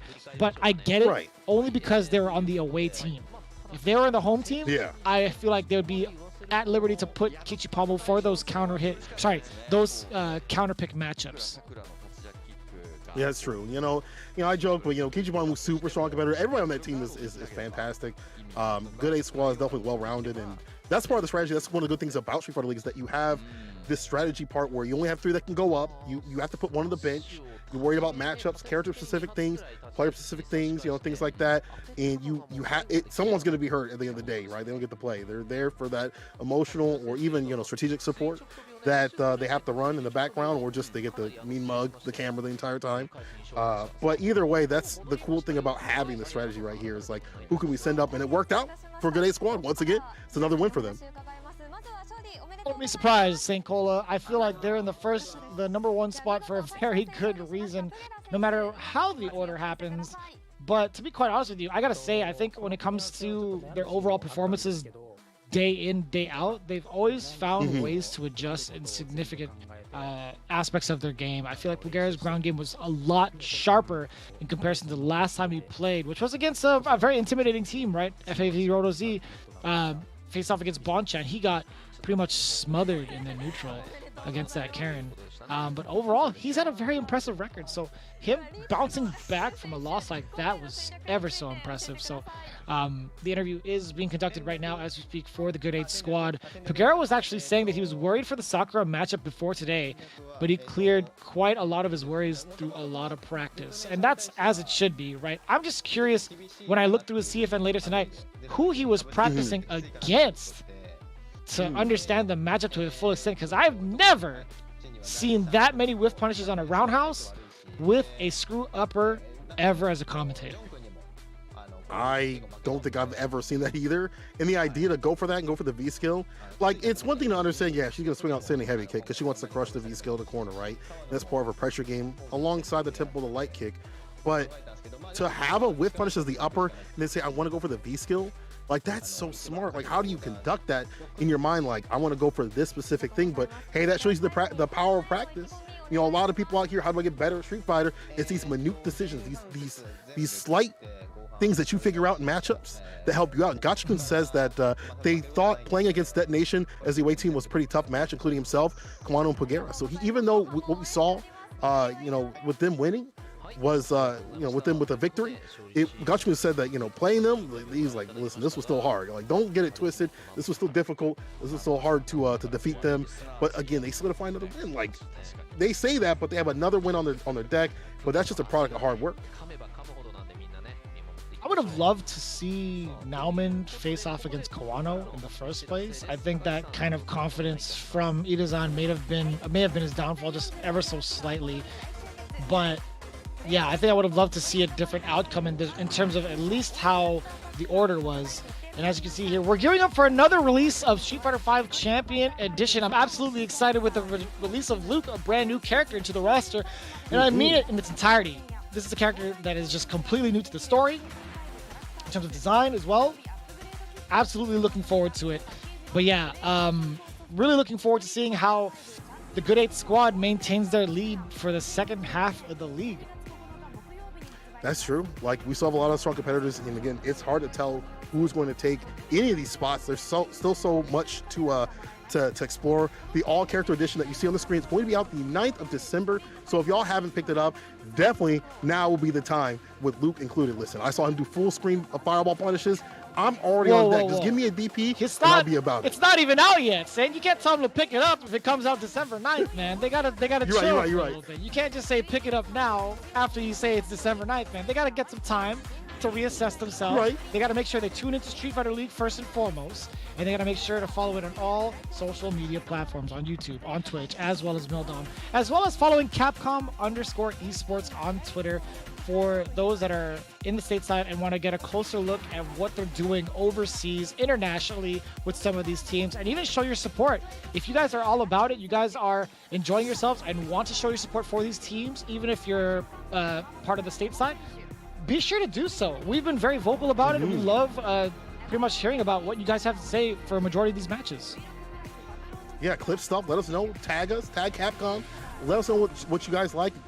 You know, what characters that you like you're to pick up now that you saw, like Pugera, like who's going to be picking up Boxer and things like that. There's going to be a recap stream this weekend featuring one player from each team, so be on the lookout for that. And look at these sick jackets. Can I get one of those, Capcom? Can we talk about this? But anyway, make sure y'all are definitely looking out for that recap stream that's coming up this weekend. That'll be a big treat. So if you missed anything, you got something this weekend to look forward to. Yeah, no, without a doubt. I love seeing some of these players kind of break it down. I would love to see if there's going to be like an English translated version of it. But for the most part, they kind of just go through the matches. They kind of do replays and just talk about it. There's certain things you want to see in terms of character specifics. I think those are the streams you would really love to like kind of tune into. But as it stands right now, it is a Japanese only stream when it comes to the recap. Doesn't mean you shouldn't watch it, because the fact is they're giving you pretty much another chance to look at character specific matches, in case you were trying to dissect it yourself. But again, we've seen a bunch of these matches happen so far. We have plenty more, at least, you know, three other matches to come through with these next couple of teams. Mildom Beast is standing by with Saishun Kansou Kumamoto. Mildom Beast have been doing pretty well for themselves. They're pretty much in the middle of the race at the halfway point. The Seoul team actually still chilling out at the very bottom. So we're going to see just after this break how that's going to turn about. But as we mentioned earlier, again, Good 8 squad maintaining a very, very hefty lead against the rest of the pack. That's the case, people. We're going to be catching more action real soon here. Street Fighter League Japan has been absolutely ridiculous. It's only going to get hotter. We're at the halfway mark, so everybody's scrambling for points in any which way they can. When we come back from the break, Mildom Beast, can they come back from the brink after Daigo's CPT win? Vicious, what do you think? Real quick, what do you think is going to happen? I think, you know, it's going to be coming down to how they're going to counterpick this other team, right? We have two Urians in the wings with the team Seoul. I want to see how Nemo is going to utilize the most of his team. We want to see Yanai come out. Keep him under a chain, you're going to lose your advantages. But we'll see how it plays out. It's going to be Mildom Beast versus Team Seoul after this break here, Street Fighter League.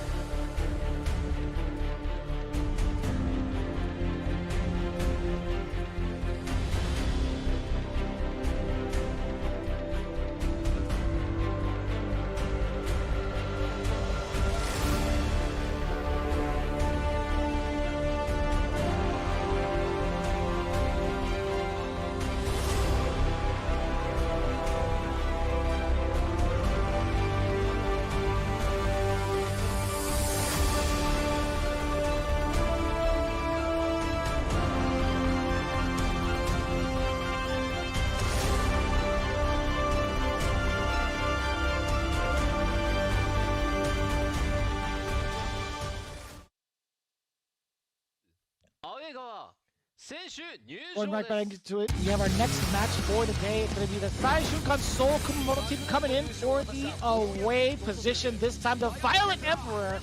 Of course, that is Nemo with that Gil / Yuri, and Shuto, the Violent Clerk, little Yurian Jr. coming in, following in the footsteps of Nemo, followed by the wildest beast, Nishikin, going in with that Blanca. Of course, I love how it's bolded to the wild. I love it. And of course, the secret weapon, the young president, Yanai, with that G, who hasn't seen a lot of game time yet, but as it stands, he is currently 2 for 2 in his victories. It's a matter of when he's going to be coming back out. I feel like with that pose from Shuto, it might be Yanai time. Oh, it might be. Nishkin was the one frowning. Let's see who they're going to go up against. Miladabi off his CPT win. The living legend himself, Daigo Umihara, will be leading the pack of Fudo. The attack on heavy tank coming through with the poison and Mika picks that you see, as well as the Hermit of Shimai, YC Mochi, the master of yoga himself. And rounding all of that out is the road to Sakyo, Morito, the Dan, who people just are so confused to see, but has been putting in a lot of work too as well. I hope we get to see the Dan. I'm really excited. In fact, I saw Nemo practicing against the Dan pick on his stream earlier. I guess it was today or yesterday. But practicing, getting ready for that match, maybe expecting that. So I'm curious to see if it'll even be up on the deck. I would love to see the Saikyo style come to fruition. I would love to see Morito play more games.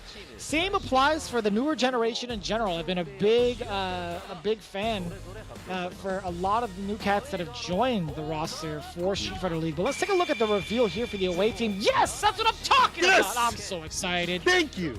Okay, all right. Well, Yanai is going to be going up first with that G. I want to see how he plays off against the rest of the teams, right? I just want to see him play a little bit more. Nishikin following behind, and of course, I believe, what was it, Shuto? No, it was Nemo. Sorry, it was Nemo as the anchor. So away team about to reveal their picks.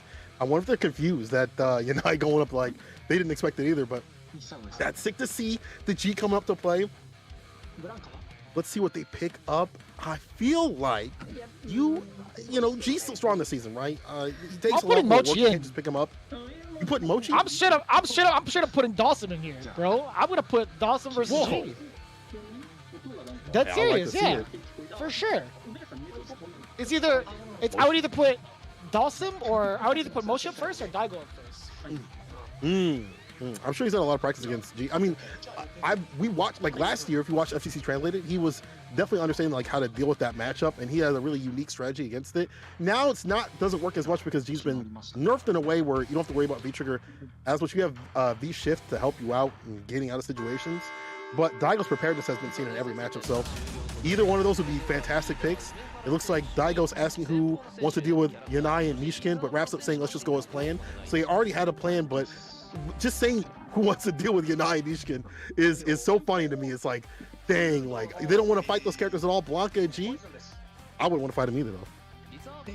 It makes sense. I think they're the biggest outliers when it comes to the matchup spread of Street Fighter V. I think G has just covered so many different matchups in different ways and has always been a consistent threat since release. And on the kind of opposite adverse effect, I don't know if I don't think Blanca has that kind of same effect, but I think there's just too many unknown variables when it comes to Blanca, due solely to the fact that there aren't many pretty much samples out there, right? There's not a lot of data on Blanca in general from some of these cats out here that's playing Street Fighter. That's true. Looks like Fudo's Poison is going up first. Mochi is on the bench. Oh, that's unfortunate. Him on the bench. Which is crazy. Well, not crazy, but like most of the time, like Mochi doesn't want to play on the away side, just because it's so hard to defend like against the counter pick as Dawson.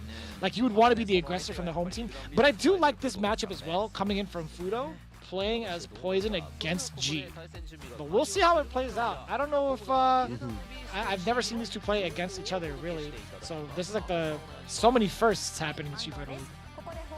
I love to see it. That's why we get this prime action out here. And one of the things you're going to see probably in this matchup from Poison is her running that EX pressure with the EX heart rate, and then the G player having to decide if they're going to go for the V reversal, or I guess maybe even V shift too as well. They're going to spin that V bar and maybe not get V trigger until later on in the round, right? That might be a determiner in why they might have put up Fudo. Fudo saying they weren't expecting this lineup from away, but still, it's one of the combinations that they have thought of, and they have sufficient practice, so he's ready.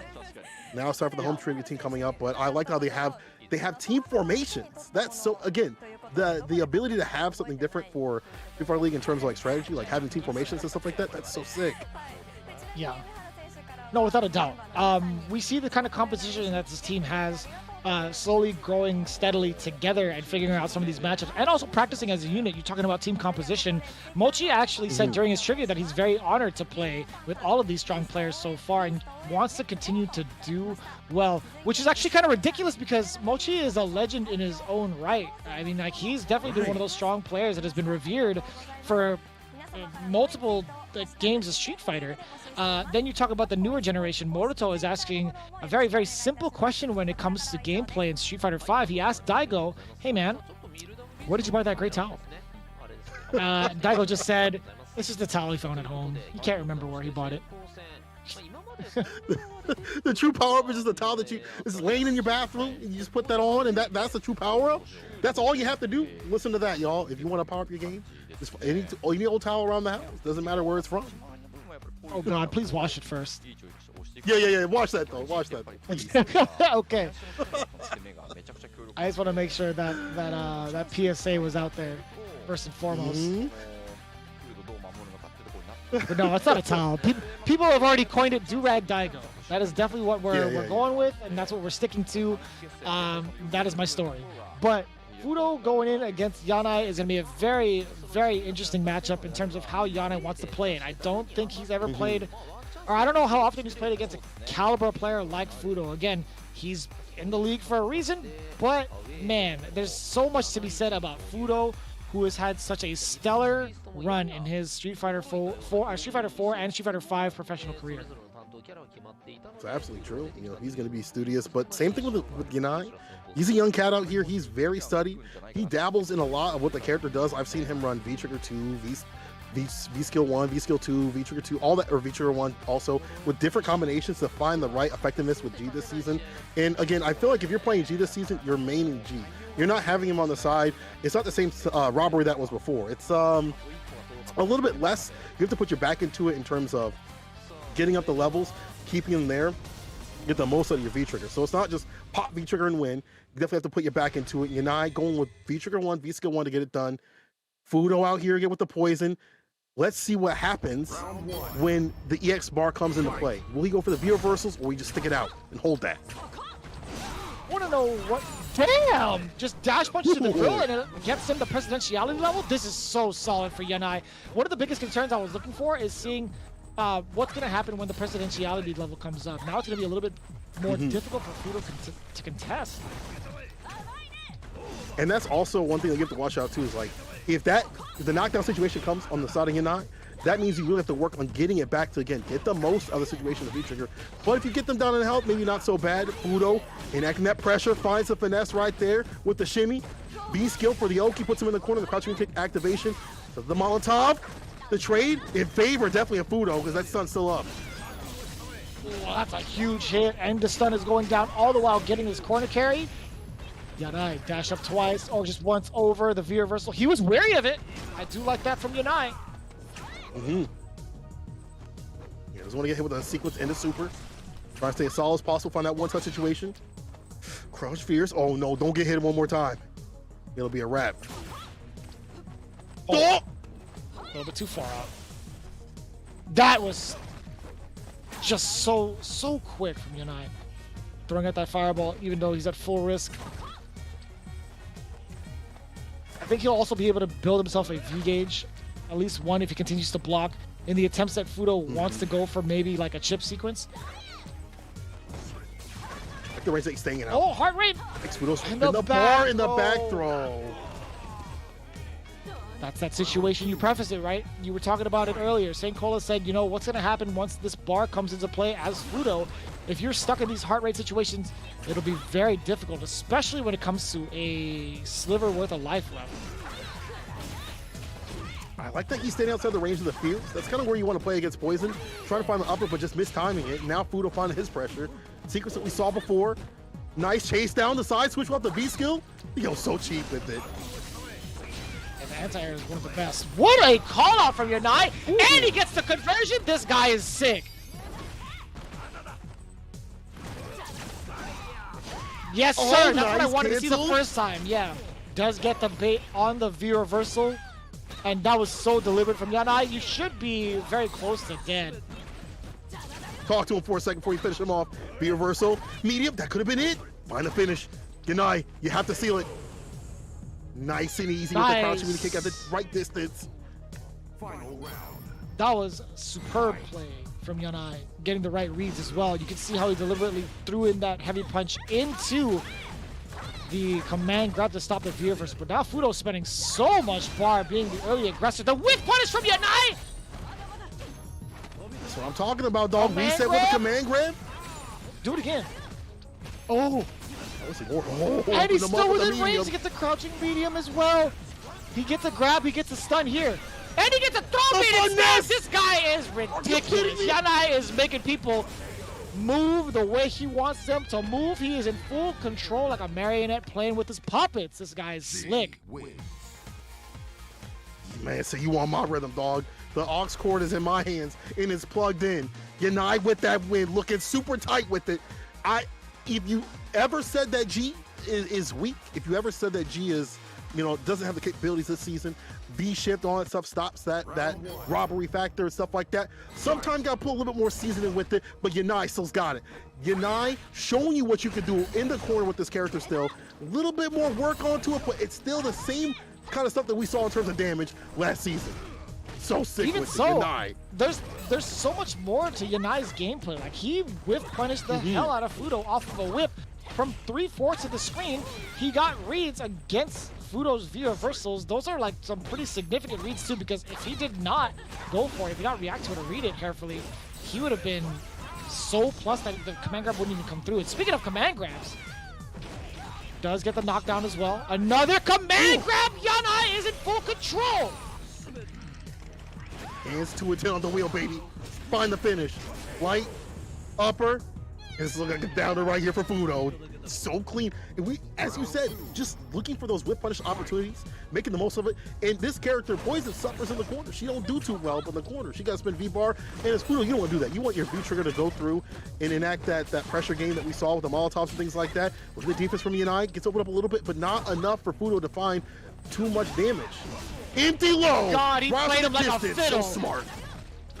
He jumped over, he empty jumped over it, knowing full well Fudo was going to try to anti-air, and he just got him into this corner now after that conversion. The lovely tenders should get punished. No, it doesn't. No light conversion for Yanai. He had more than enough meter. I guess he didn't want to risk it. Instead, gets a full confirm. What a time to check the movement. And the V skill. That's the great thing about that V skill. The side switch puts him in the corner. Now he can act your pressure, but Yanai still has the lead in health. Might be going down this round with a super.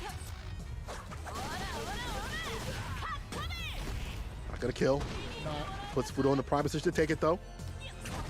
Is he gonna spend meter to close the gap? Is he gonna spend meter to get into this V trigger? He does so. You know it. Oh, the train combo, Yanai! You're so tight. It's not gonna be enough. It's not gonna be enough. You're still caught in the corner with that reversal. The check though from Fudo.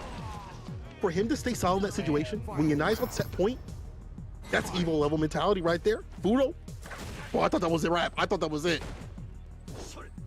Didn't break down. Yeah, that Steals sequence, around. the sequence he had to go to wasn't going to be enough to kill. It was really unfortunate, but still, Fudo surviving in that corner was just as clutch, to be honest with you. Yanai and Fudo really showing us how well both of these... Oh my god, that was so far. I need a ruler. I really need a ruler for that one. That was mad far. That was at the very fingertips. Uncut fingernails. V reversal. Ray life on the deck. EX. What? Yo, runs across Raw. Gets the V skill. Listen, if it works, baby. Risk and reward. Stun risen. Oh my god, this is going to be great for Yanai. He just entered into the V skill, so he gets Oki afterwards. He tried to cover the V shift, but this is great now. No V reversal on the side of Fudo any longer. The trigger is here. He's stuck here. That's a counter conversion. It's not going to be enough, though. Oh, yes, it is. I lied to you all. Yanai. Fudo couldn't even believe it, but Yanai clutches it yet again. 2-0. This man is unstoppable. Why would you bench him when he has such an impressive record against so many intimidating players? This guy is definitely president of the world. Man said, y'all need to vote for me. Put me in. Fans behind the head. Man. Yo, Yanai proving why he should have been in before. He's there's something about his play that is so like well thought out and so well practiced. It's super impressive watching him have such a stellar record up there. Like, there's only 2 players so far in the league that have the amount of wins that Yanai has. It's just obviously it's Yanai and Fujimura being at the top of the leaderboards in terms of how successful and what their percentages are. But man, let's take an in-depth look, right? You see 1 out of 3 when it comes to anti-air, 2 out of 3 as significant as that pretty much spells defeat for Fudo, right? Those anti-air instances is exactly what helps the ground game flourish even more as G. And we see it with Yanai, man. He has a extremely impressive gameplay to him, and the amount of confidence in his game has just been so impressive to watch.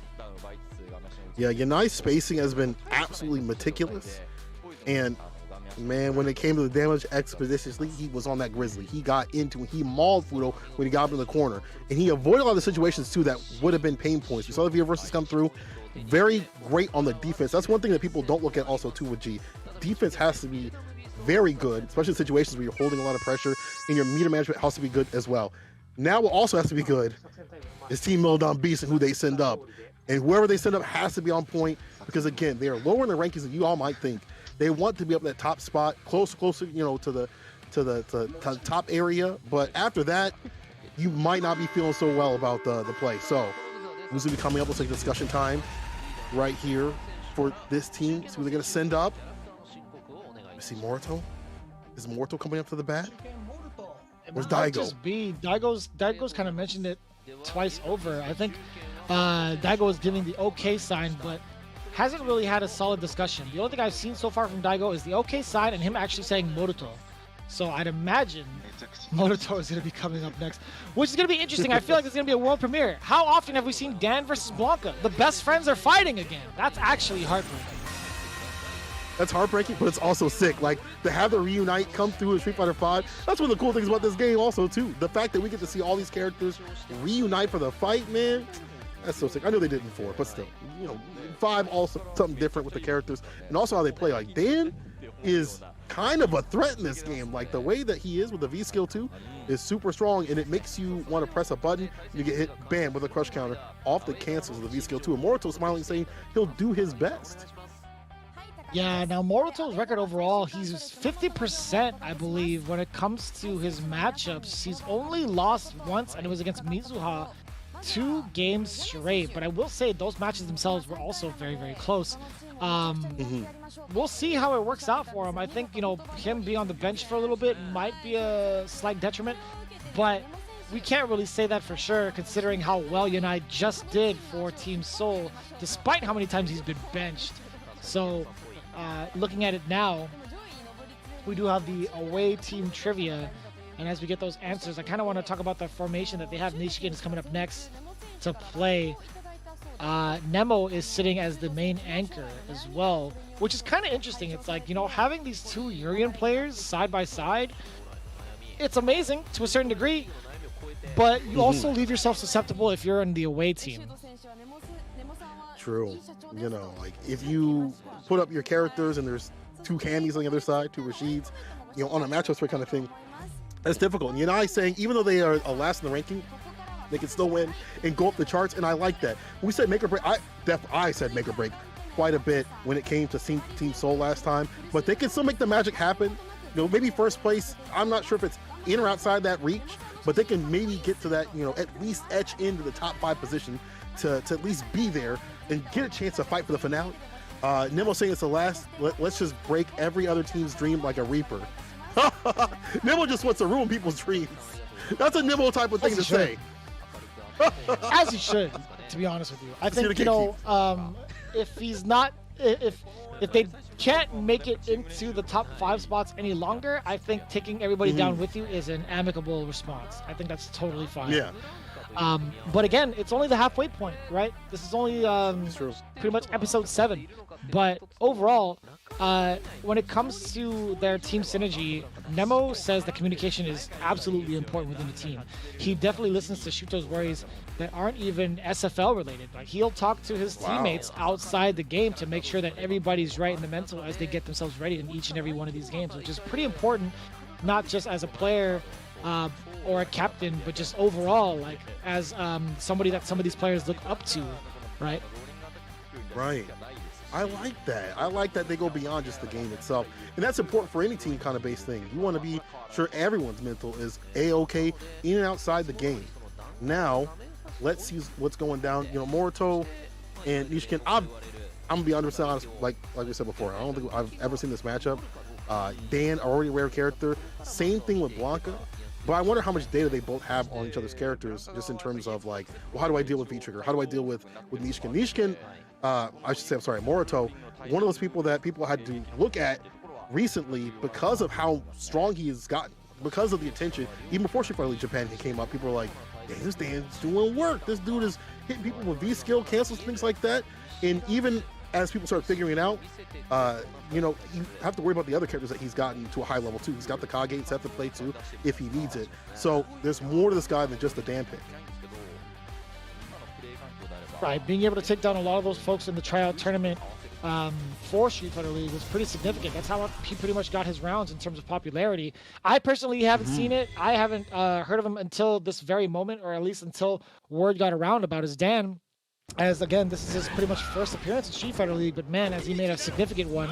Although he's at 50% in terms of wins, he's doing so with a character like Dan, who has been kind of changed up. He doesn't have the Danfinite as consistently anymore, but man, he still has those cancels. And we'll see how it comes out. Morito versus Nishikin. Here we go, game one. So here's how he's gonna deal with the Blanca ball. Looks like there's no straight up punch, so it looks like he's going for the dash up fierce. The interruption of Nishkin shows that it's too far out in the distance. Still Morito pushing Nishkin in the corner. And this character, Dan, loves to stick on people. Nice neutral jump. Gets the ball in the knockdown, applying the plus frames. I'll check that walk back. Man, he's so elusive. Nishikin is just all over the place, so difficult to grasp, but Morito still firing away. Uses the Danku Kyak to kind of close the gap a little bit. And that's a great time for Nishikin to use that V-gauge, right? To kind of eliminate the threat from Morito's offense. Nishikin immediately getting out of there with the EX Rainbow Ball. I like that. Stay out of the corner. Don't have to deal with this character in the corner. His pressure is not, it's not like dangerous in terms of like damage or stun. It's sticky. He sticks to you in the corner. All those cancels, things like that, you don't want to press the damn button, and sooner or later you use death by 1,000 cuts. Yeah, he's doing a fantastic job at least trying to stick it to him, right? You talked about it earlier. He does have the meter as well. Danku Kyak as well. Excellent tech from Nishikin. That would have been pretty big in terms of the life lead. Another universal coming out from Nishikin. He just needs one solid hit until the gray life comes back. Okay, Morito taking a slower approach. Down Ratsken. Danku Kyak. Uppercut as well. Now he's throwaway. And it's going to be exactly that. Morito, huge smile and laugh on his side. Nishikin taking a huge gamble. And he was playing defense for, what, those last 20, 30 seconds? Right? It must feel good to chase down a character like this. That's all around the screen. And you see Nishikin using the bar to get EX addition to get out of the corner too, to keep being annoying, but you got to put some offense on that defense. Nishikin now getting a little bit more aggressive, but you got to be careful. Again, Morito's trying to stick to you. Good tech though. Up in the corner, fireball, charge up, finds it, fierce, the crush counter, Dan punches, puts it on him. Up on the shimmy, this fierce is what again, happens when you don't enforce the Psycho style. What were you doing, Jimmy? What were you doing this entire time in the wilderness? Dan's upset. You out there partying? No, you were out there partying in the jungle. I was here sharpening my Sakyo blade. He was studying the Psycho style, man, while you were out partying. Damn, you were talking about sticking to him. The double fierce confirmed from Morito. This is actually looking kind of like a buzz ass. I gotta be honest with you, Morito is actually doing pretty well with a ton of these cancels. I gotta say, Daigo has to be feeling great about his decision to put Morito up next. I don't know if this is exactly as planned, but let me tell you what, this is an excellent choice for Team Mildom Beast. And even though you can't chase down the Blanca balls in full, it's just the fact that Morito is so comfortable and sticking to you like Gorilla Glue, finds a fireball knockdown, already looking super strong. Nishikin a little confused on what to do. Okay. Back-to-back Blanca balls, finding the mark, and a little bit of the movement checked, but still, one of the biggest things about Blanca is like if you're not maintaining that charge, it's so hard to convert off of those low normals. Even if you catch the movement, it's like, what else can you do from further out, right? the side switch. EXDP would coming through. Like the bust out. Morto again trying to stick to him. Now Nishkin implement something different on the defense, using the V shift to get away from this this danger. This strange back off, bro.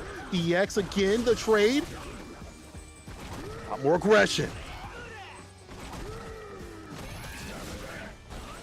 Excellent use of the V reversal again, but Nishkin, despite having the life, we've seen what has happened if he lets it run wild, but yes, sir, controlling the pace, stopping Mototo's dash with a nice and easy crouching light punch, getting a round on the board. See the difficulty of trying to stay. Oh man, I was gonna say how it's so important to stay away from the stickiness at play with Dan. You gotta stay. When Nishkin was doing such a good job, and now call for the corner and taking half of his life, if not more. Meaty knees, if you please. One more touch for the stun. Beavers had to come through. Still beating away. We see the VCL2 come out from Nishkin, but what good is that going to do? Crouching heavy punch dishes out a ton of damage because of the gray life that's stacked up against Mototo's side. But that's damage he's willing to take. Now he's going to be going in with the jump approach. The anti-air is still there. Nishkin with the wild ball. EX uppercut, or excuse me, regular uppercut against the rainbow ball. Overhead max from range? So far away. Man, the animation where he slams down on the ground with it, it is absolutely sick. Bet it hurts his hands too. EXDP though for Morto as he's on set point. One of the things that's good about this character is you can use V-shift a lot because you're gonna be gaining a lot of V-bar back in the V-skill cancels. Like that's one of the strengths of Dan that Morto's really caught on to. People have to work around. So he's gonna get a lot of V-bar and the crush is coming through like this. Got him caught up in the corner. Looking absolutely dominant right now for Mototo. In terms of the corner pressure, Nishkin has to find a way out. The jump does not get cleared. Again, the cross-cut DP from Mototo. The discipline has been so up there. Trigger's also ready, but is he going to even need it? No! Man, Nishkin ran into back-to-back crush counters. This man chose to block with his face on Wake Up. Pay $60 to not to not block, my friend. Pay $60 to press buttons. But the person pressing the best buttons was Morto coming through 2-0 in a match that did look pretty difficult. Chasing down the block of balls looked like it was really hard to do, but Morto stuck with the game plan. If I get into you, I'm gonna stick to you like Gorilla Glue. And it worked out in the clutch. Those cancels with the V skill found their mark with the crush counters, building a lot of that V-bar, and then when Nishkin came through with the offense, he said, "Oh, cool, I'll V-shift away to stay away from any sort of danger that came through with this character, any mix-ups." And damn, Morto out here showing you that Dan definitely could do some damage. Don't let the Sakio style fool you. Yeah, it's been kind of rough so far for Nishkin just as an individual. I think, you know, the 5 games that he's played thus far, he's only won a single set against Kichipamu. And I will say, like, some of the matchups he's tried to, you know, adjust and kind of study for and practice, but he's just falling a little short. I can't imagine what else needs to be done as Nishkin to up his game as it stands. But let's take a look at the stats real quick. The anti-air is there, 66%, 100% on the wake-up DPs. On the other hand, Nishkin got at least one anti-air with 100%. And of course, one of the up balls not getting punished, finding the mark. But overall, Mototo, again, coming in 2-0 with a very impressive record. Decent record, I should say. 2 out of 3 in his matches. Not bad, not bad. But yeah, I'm not sure what Nishkin needs to do to up his game. I feel like that character already doesn't have the best neutral, as you said before, like not being able to contain that charge and not having much of that crouch immunity kick unless you have a charge, you know, behind it, makes this character's neutral kind of rocky. We didn't even get to see any of the robbery that comes from V-Trigger at all, you know, just Morto staying solid. And even with the practice that Nemo's team had on his stream, that Nemo was enacting, wasn't enough to take down Morto. So that's a threat, again, people have to keep looking at. They're all tied up in points. Let's see what's going to happen next. Yeah, I'm kind of curious to see it, right? Daigo versus Nemo is going to be what's coming up next with Mildon Beast as they get themselves ready. But again, this is exactly what Daigo might have prefaced it with. He was talking about, you know, let's just keep the plan as is. And it seems to be working out just fine, at least for Mototo's sake. To be fair, Fudo, actually the entire team were just they kind of admit, they're like, we didn't expect this lineup to happen. We didn't think Yanai was going to be a threat, nor be put up front, in the front lines, I should say. but man, did he come out to play. Now we have ourselves the captains going at it. It's going to be Mildon Beast's own Daigo Umehara versus the Violent Emperor Nemo for Team Saishun Console Kumamoto. Man, having Daigo hot off the win, and he didn't do so well against Akira, on the next day after the CPT win. But this is, again, Daigo with some prep time. Give him a couple days to go, and he'll find a way. Life will find a way. But the beast that's Nemo, you can't count them out either as well. Even though Urien, I feel like doesn't do too well, it's a matchup that even Nemo himself doesn't like. If you watch some of his YouTube content, which is great because they have English subs on there, by the way, so y'all should definitely look that up. He doesn't really enjoy the Gao matchup, so I'm wondering what his answer will be. I believe the last time he fought Gao, might have been Higuchi. I'll check this, and it was Gil. You have to look that one up. So it was Gil. Okay, so this time he's going for the Urien pick against Daigo. Get a longer set, but will this benefit a character that does better in the matchup? We have a longer set, more of those deficiencies for your character start to come out a little bit more and more, and it might be the determining factor. If he can get the V skills going, he can eliminate the fireballs off the table for a bit and get in for the pressure. But that's easier said than done against someone like Daigo, who's got great spacing on the booms, great pressure off them, and the synergy of normals, always great. Yeah, so you're looking at his overall record when it comes to Nemo playing Gil and Urien. I feel like Nemo's only won one of his games, and it was as Urien. When we're talking about isolating this, the Gil, which actually isn't coming into play, this is great. The reasoning behind the Gil pick, he wants to play it against characters with fireballs, or maybe he just guessed incorrectly, who knows? But he played against Bonchan, right? He fell short 1-3 against Bonchan. And then he fell against Higuchi 2 games straight. So it has to be characters with fireballs that give him a very, very significant problem overall. I think Urien's going to be doing the same way. Unless he has V-Skill 2 and is able to charge it, then I don't see him really having a solid time contesting against the fireball game. Yeah, but it's going to be V-Skill 1. He could use the armor for it. So V-Skill 1. All right, let me see if we can get it going, because Daigo will not let that go for free. But you do have a best of 5 versus 3 situation.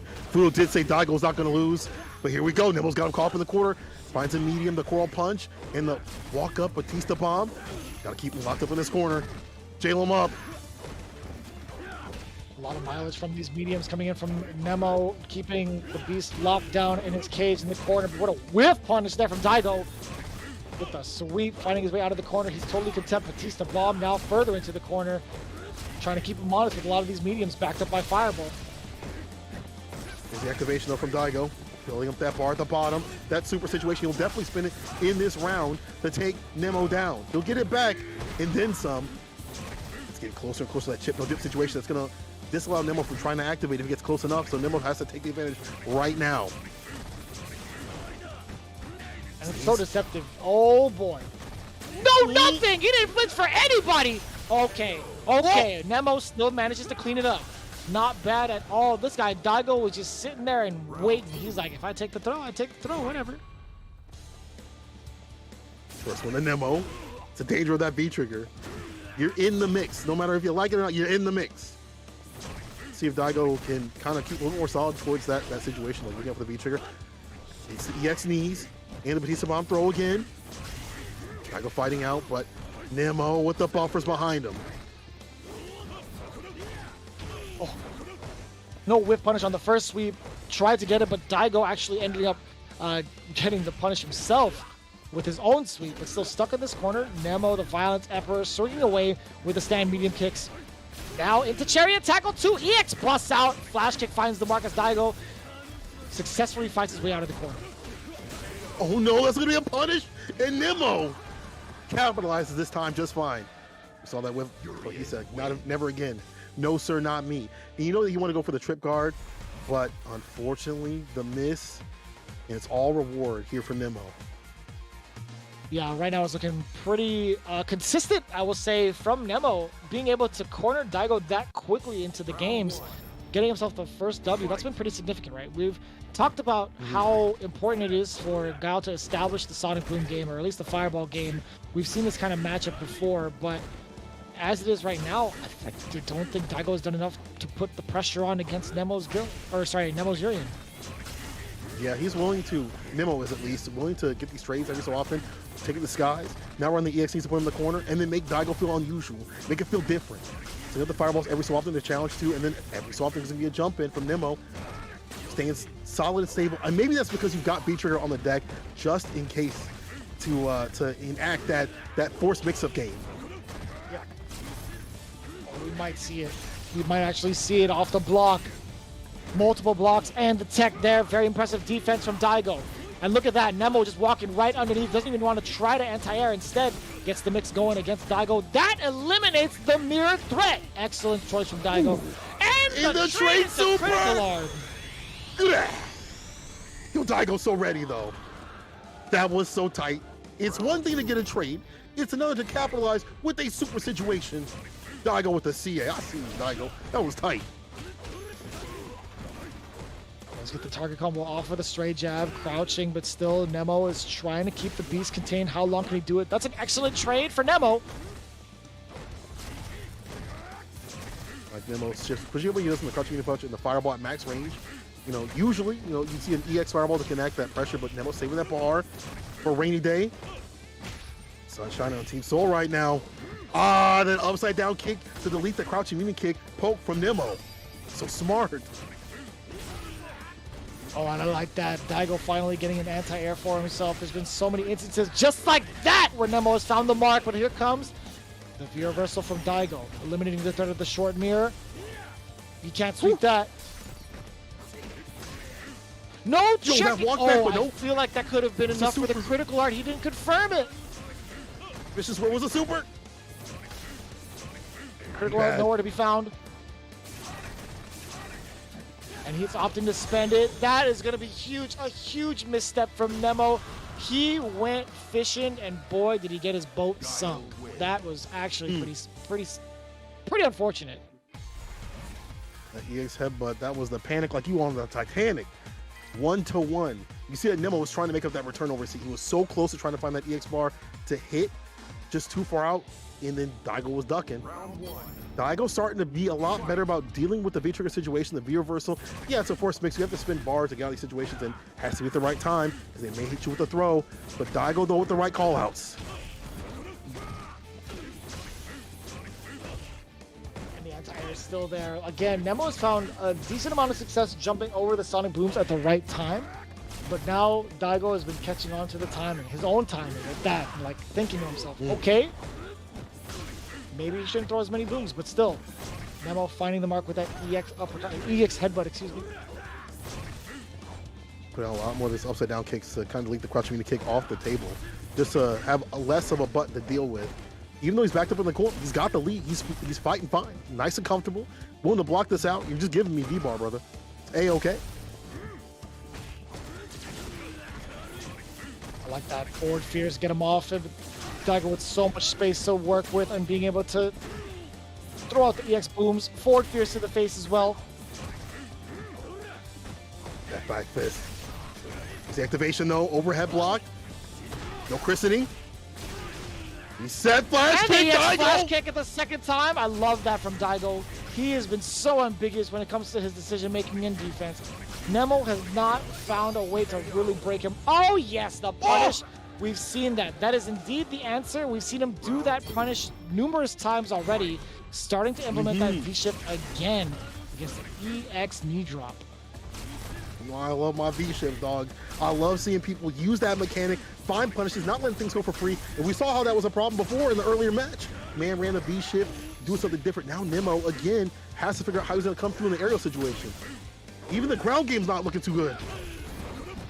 What a whiff punish from Daigo. Damn, he loves using that sweep for a whiff punish, and we've seen it on his stream time and time again. But now, look at this. He's so much more active in that mid-range, and we see Nemo starting to figure that out. He's swinging for himself.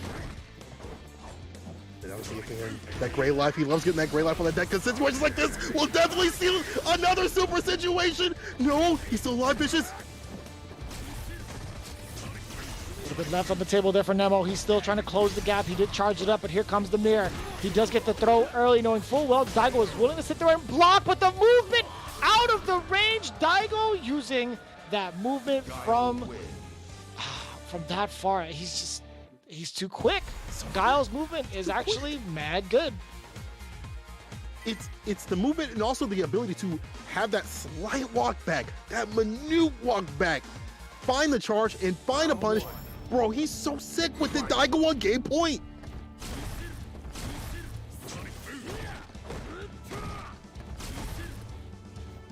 See how the neutral is going to be played out right now. Nemo being a little bit of the aggressor here, slowly putting... He actually committed to the target combo. Okay, he caught Daigo off guard. The roundhouse does find the anti-air. Nemo is still trying to keep him contained. Looking like shades of the first game. That could have been heavily punished, but it still was in the right space from Nemo, actually. The meaty end of that tackle. Not putting himself in danger, excuse me. That's air though from Daigo. EX headbutt gets the knockdown. Nice shimmy, puts it on him. Nemo saying, I can go rounds, dog. I can take him down. Put him in the corner, like this pressure. Challenge zone for Daigo on the wake up. You see Nemo just walk back, so afraid like the flash kick situation. And look at how the return comes from Daigo. Back throw. Got the bar all ready to go. Here's mine. Pull my trigger first though, Nemo. One more mirror at play too as well. Oh my god, he is so smart with it. He knows exactly what Nemo has been wanting to do, even in this situation. You cannot dash up against this man. EX Sonic Boom is gonna cut you down. Daigo is in prime position to take match point against Nemo. The entire match actually relies on how well Daigo's gonna play out against the man, the Violent Emperor, I should say. EX headbutt. Finding the target, getting the hit, checking with the lows as well, finding the movement against them. Forward throw now. Nemo is finding that momentum. Ugh, the tail end of the active frame with that jab stopped him? That sucked. That's unfortunate. But Daigo gets hit solid with the sweep off the feet. 7-framer so quick with it. I like how he ended with the EX fireball to keep the solidity, not get punished, and stay solid. But again, Daigo, I feel like just has so much confidence, so much control. That's what you have to have with this character with Guile. And he's been able to right the ship as soon as it's... man, as soon as I say that commentator's curse, push on the sweep, Nemo has the lead. Oh, and yeah, that's a very dire situation for Daigo to be in, so I don't blame him. Nemo fully taking advantage of that situation. Nice and easy, actually, with the crouch jab for the whiff punish. Trying to fight for his life out here. Stuns rising, D-shift, caught in the corner. Now the EX tackle, get out of there. Backdash sweep, gets a crush. Daigo hard to read. I think he's gonna do one thing, just like 20 other. Oh, there's the trick we want to see before, right? Utilizing that so well, anti-airing with the sweeps. You love seeing that. Personally, I do. Damn, the anti-air elbow, that's something we haven't seen in a while. We haven't seen Daigo really put himself at risk at that angle of a jump, but still no skin off his bones. He's going in. Counter hit, but still nothing of it. Nemo getting with the forward throw, but no threat of mirror just yet. Daigo's not even going to give it to him. Hopefully not. Daigo get through. You thought you could reach? You're actually dead. Oh boy, no, he's not dead. This is huge. Oh, the activation save him. Luckily, the booms trade. Don't get hit right back. Little baby boomer coming through. EX fireball locked down the neutral. Trying to find the shimmy. Daigo fighting back. He's got EX bar. Spins it. What's that situation? We're dying either time side, and the fireball. Excellent choice for Nemo to stick to his guns, quite literally throwing out the metallic sphere against Daigo, knowing full well he was going to walk forward and throw out this normal or whatever it was that he was trying to do. He was going to run into that fireball regardless. That is 2-2. Both captains have tied it up against each other in a very critical match, I feel like, when it comes to placing for that for those playoffs. Man, I wish I could see like a heart meter for both these players. It has to be going a mile a minute. Maybe not Daigo though. So how stoic he is, but dang, my heart's beating fast. Down in the corner, there's the Batista bomb. Trying to keep him locked down, upside down kick again, gets a counter hit in the flash kick. Get out of the corner. I like these decisions with Daigo. Again, working his way out of the corner. That B skill too, coming through. Man, and spinning that bar to get the oh my god, the trade! I love that from Nemo. He was absolutely ready for it. Using the armor, gets himself the activation. That's the first time we've seen the overhead hit. That is the first kind of success we've seen from Nemo, breaking down Daigo's defense, all because of that instance where it was so ambiguous to see that overhead coming. Match point now, the tides have turned in Nemo's favor. Look at the aggression right here. Back at him though with the flash kick.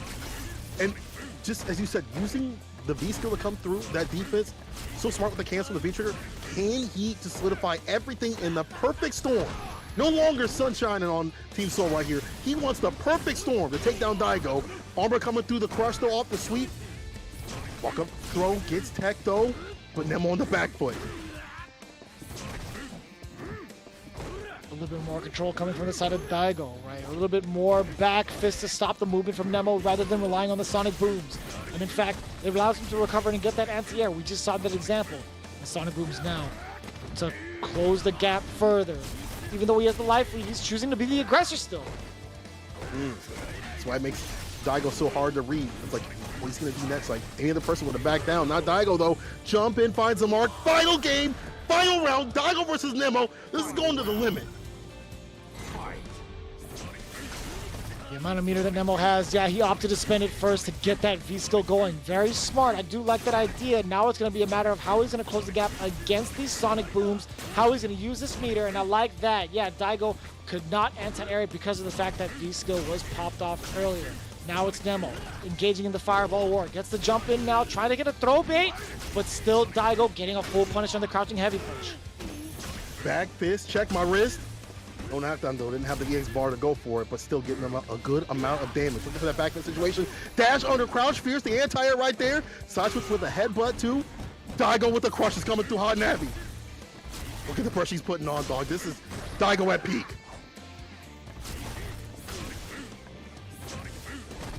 God, it's so scary. Still Daigo with a huge amount of life, but Nemo still has all the resources. Had to spend one. No threat of mirror, but the threat of the headbutt is there. This is huge. Still, Daigo has so much control, especially with the estate he has left. There's the mirror. There's the first one. Is he going to have enough for a critical art? He has to do it off of a straight hit. Oh, boy. He gets it! That's it! It's going to be more than Takes Nemo gets a full conversion. Oh my god. Oh my god. Nemo staying solid. Finally opening up the beast. After caging, opening up the beast and finds the fit. How do you do this? How do you do that? How did it actually happen? He managed to jump and walk away and still got clipped low, and that allowed Nemo to get the full conversion off of that. That was actually pretty wild. It could have gone either way. Very unfortunate for Daigo, but Nemo popping off for his team, for himself and his team, really. That could have gone either way. It just so happens to be that time in the mirror for Nemo to really see what it is about that Urian over that Gil pick. I gotta say, man, that was super impressive to convert the way he did in such a nail biter of a situation. Nemo like, say something, Fudo. I dare you to say something now. That match was so sick. Nemo coming back from the brink. A lot of the adjustments on his side were like, let me just run these EX, aerial, moments and open them up in the defense. Man, I can't even. 7 to 11 right there. I can't even. I'm gone right now. I'm sorry. That match was just too tight. Nemo just too strong. Taking it for his team out here over Daigo. 100% on both sides, but I got to give a lot of credit to how Daigo dealt with defense and using V-shift and finding punishes, but also in return how Nemo stressed him out enough to open him up in those mirror situations off of V-trigger, right? We saw that Daigo would go for a lot of V-reversals, things like that. Nemo would find the right moments for him to maybe not go for the V-reversals, things like that, maybe not go for those defensive tactics. And also just stress him out for the defense, or stress him out on offense. And this match was stressful to watch for Fudo because I kept coming through with the command grabs. And not even just that, I feel like Yanai has done such a superb job of hovering around the heavy punches, the crouching fierce as well, and even heart rates, and getting these whiff punishes that led to those command grab situations in the corner, right? And even so, Yanai has had such solid conversions overall. Outside of the command grab game and the robbery potential, I think he played the neutral very well. It's a big thing. I feel like with this character, understand the ranges and stuff like that. Someone as studious, as steady as Yanai. He said, y'all better put me in, I'll get you and win. Don't worry about it. Those W's will come through hot and heavy. You can see here, still able to challenge these clutch situations was great. But overall, Yanai was the one who, again, was at the right ranges at the right times, staying fine. Not a lot of the heart rate EX situations that we saw that would kind of put Yanai on the back foot, because we did see a lot of trigger in play. And we also saw Morito come up on the deck in a matchup that looked pretty difficult. He said, I'm going to catch up to you, and I'm going to stick to you. Yeah, I think overall, the way that Morito played while keeping his cool against Nishikin, right, he slowly started to break down Nishikin's defense. What's kind of wild to me, and no pun intended about the Wild Beast, what's kind of wild to me about Nishikin is that he let go of his life lead just because of the fact that he didn't know the matchup that well. Like, he was just like, okay, well, with this life lead, I'm going to just kind of chill back. No, you have to be a little bit more active than that, because once Morito gets his normals going, you're taking a couple of things, right? You're taking a bunch of gray life. You're taking a lot of plus frames to be susceptible to even more damage. And not only that, but he's building V-gauge for himself and meter. That is a huge triple threat when you're playing against Dan. Like, what are you supposed to do? Right? He back himself up with the defense, has the, maybe not the damage, but just the continuous amount of pressure and the crush double time to make him fine. And this definitely was the match of the day. Daigo versus Nemo. I think a lot of people might have called, you know, Daigo taking the victory, especially with situations like this, with the trades of the super. That was super sick. No pun intended there. But Nemo understanding how to deal with the boom pressure, find these jump in situations. Even though we saw the V shifts coming through, like, he didn't take those things off the table. And that's one thing you see from other players. It's like, all right, this didn't work. I can't do this anymore. Nemo will play his way. He said it before. He's like, dog, I'm gonna put my strategy on the deck, and it's live or die with it. And final game, final round, he took it over Daigo. And man, we're gonna see this last instance too. I hope it gets highlighted, but this is the moment where Nemo actually found huge solace in getting that reset, not reset, but at least tying it up. But this is that moment of truth. There it is. It was the whiff punish on the Fierce. Daigo actually tried to get like a trade off of it. And then, of course, the second mirror. And the slight delay, it was a crouch jab delay from Nemo. I blinked and died, actually. If I were playing, I blinked and died because of that moment. I think anybody watching would have too. I think everybody got opened up. If you were a liar if you said you didn't touch or text a dang button out there, but Nemo was definitely aware, found the right conversion right at the super, seals it, and takes some good stuff, man. That was a fantastic match. And again, that's just the level of Street Fighter League Japan out here. And I like that even though we didn't see much of the practice come into play that this team was doing for the Dan pick from Morito, I do like the fact that, you know, even though they're lower in the rankings, they're not fighting like that. Like, Nemo still wants to ruin people's day. We're gonna have an interview from them real soon, but I still like that Nemo was like, I'm gonna ruin their day. I'm going to ruin your day. You're gonna walk away saying, dang, I hate this character. Dang, I can't stand Urian. Yeah. Now, I'm very happy that they've actually put in this kind of order with Yanai, Nishikin, and Nemo. I'm not too like thrilled at the fact that Nishikin fell short a little bit, but it's good to actually have him out there a little bit more in the first half to kind of get his readjustments in, because now you have, you know, all the data from the first half. You're going to be playing some of these teams again, as is the nature with Street Fighter League. You get your run back with all of the teams that you played against in both positions, home and away. So this is the time right now as Nemo to take the initiative and be like, all right, well, Nishikin, let's take a look at all the losses you've had. Same with the rest of the team, and let's try to fix that. But as it is right now, Nemo kind of harped on the same kind of ideas, like we have to get these W's. He says it's really important for the team to get a win at the very end of the first half, because now it's just going to be, as you know, they have to put in all the efforts for now. Like, they have to do it for the rest of the season. Nemo was saying they put Yanai as a first player because Yanai is doing very well. He's starting to have faith in his in the youngins. Actually, he has faith in the youth now. Right? I like that. Like, you know, like, give him a chance to shine. You know, especially Yanai out here. You show they can do it. You show they can put in the work, and he definitely got rewarded. Nemo wants to turn the tide later in the half of the league. Definitely wants to come through and come correct. I think with this kind of showing today, the idea of them doing the workout here in Street Fighter League Japan is revitalized. The idea of them doing workout here is revitalized. That kind of play that we saw today. Nishikin is maybe the only one that maybe needs a little bit of a boost right here, but we're also seeing the Team Detonation and Good 8 Squad. The scores right here. Good 8 Squad coming in the lead of 3-1 right there over Team Detonation. And then also Soul on Milodon Beast, 3-1 right there too as well. Man, oh man, the action, even though you see the scores right there, that does not show you how good the action was all across the board, win or lose. And now we're seeing the rankings. Good 8 Squad at the top, FAV Roto Z coming through, just a couple points behind. They still at that precipice where they can, make the return right here. And then Gilgun right underneath, Shinobi Gaming, Milodon Beast still at 5th, and Ojo Body Star, Saisukan, Soul, and Detonation at the very bottom. Now the ties have switched for Detonations at the very bottom. Soul on the rise, and people, man, it's only gonna get even more disgusting out here as we are done with the first half. Moving into the second half means people are really gonna be fighting heavy for these points. Savages in these streets, I'm telling you. It's so tough to see some of these teams hit like the bottom 4, or actually the bottom 3, because we know we're looking at 2nd through 5th essentially to see who's going to make it into the playoffs. Whereas, top of the leaderboard, they're just going to be sent right into the grand final scenario.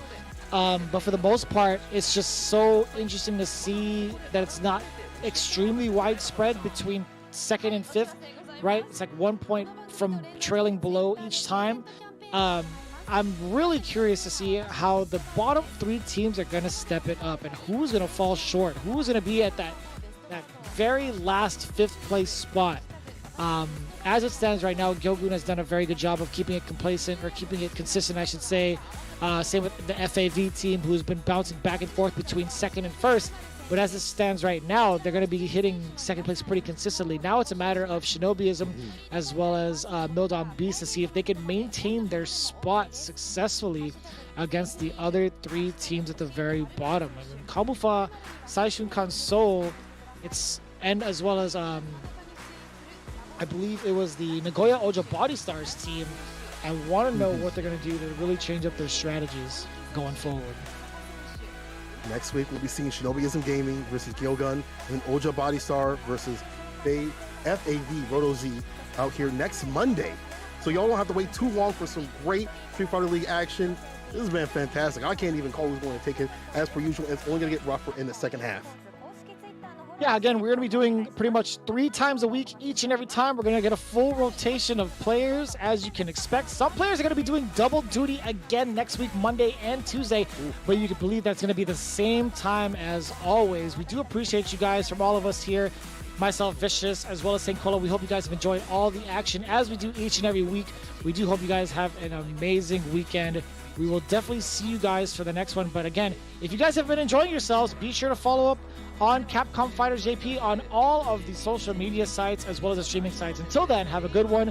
You guys have been watching Street Fighter League Pro-JP for this week. Take care. Peace.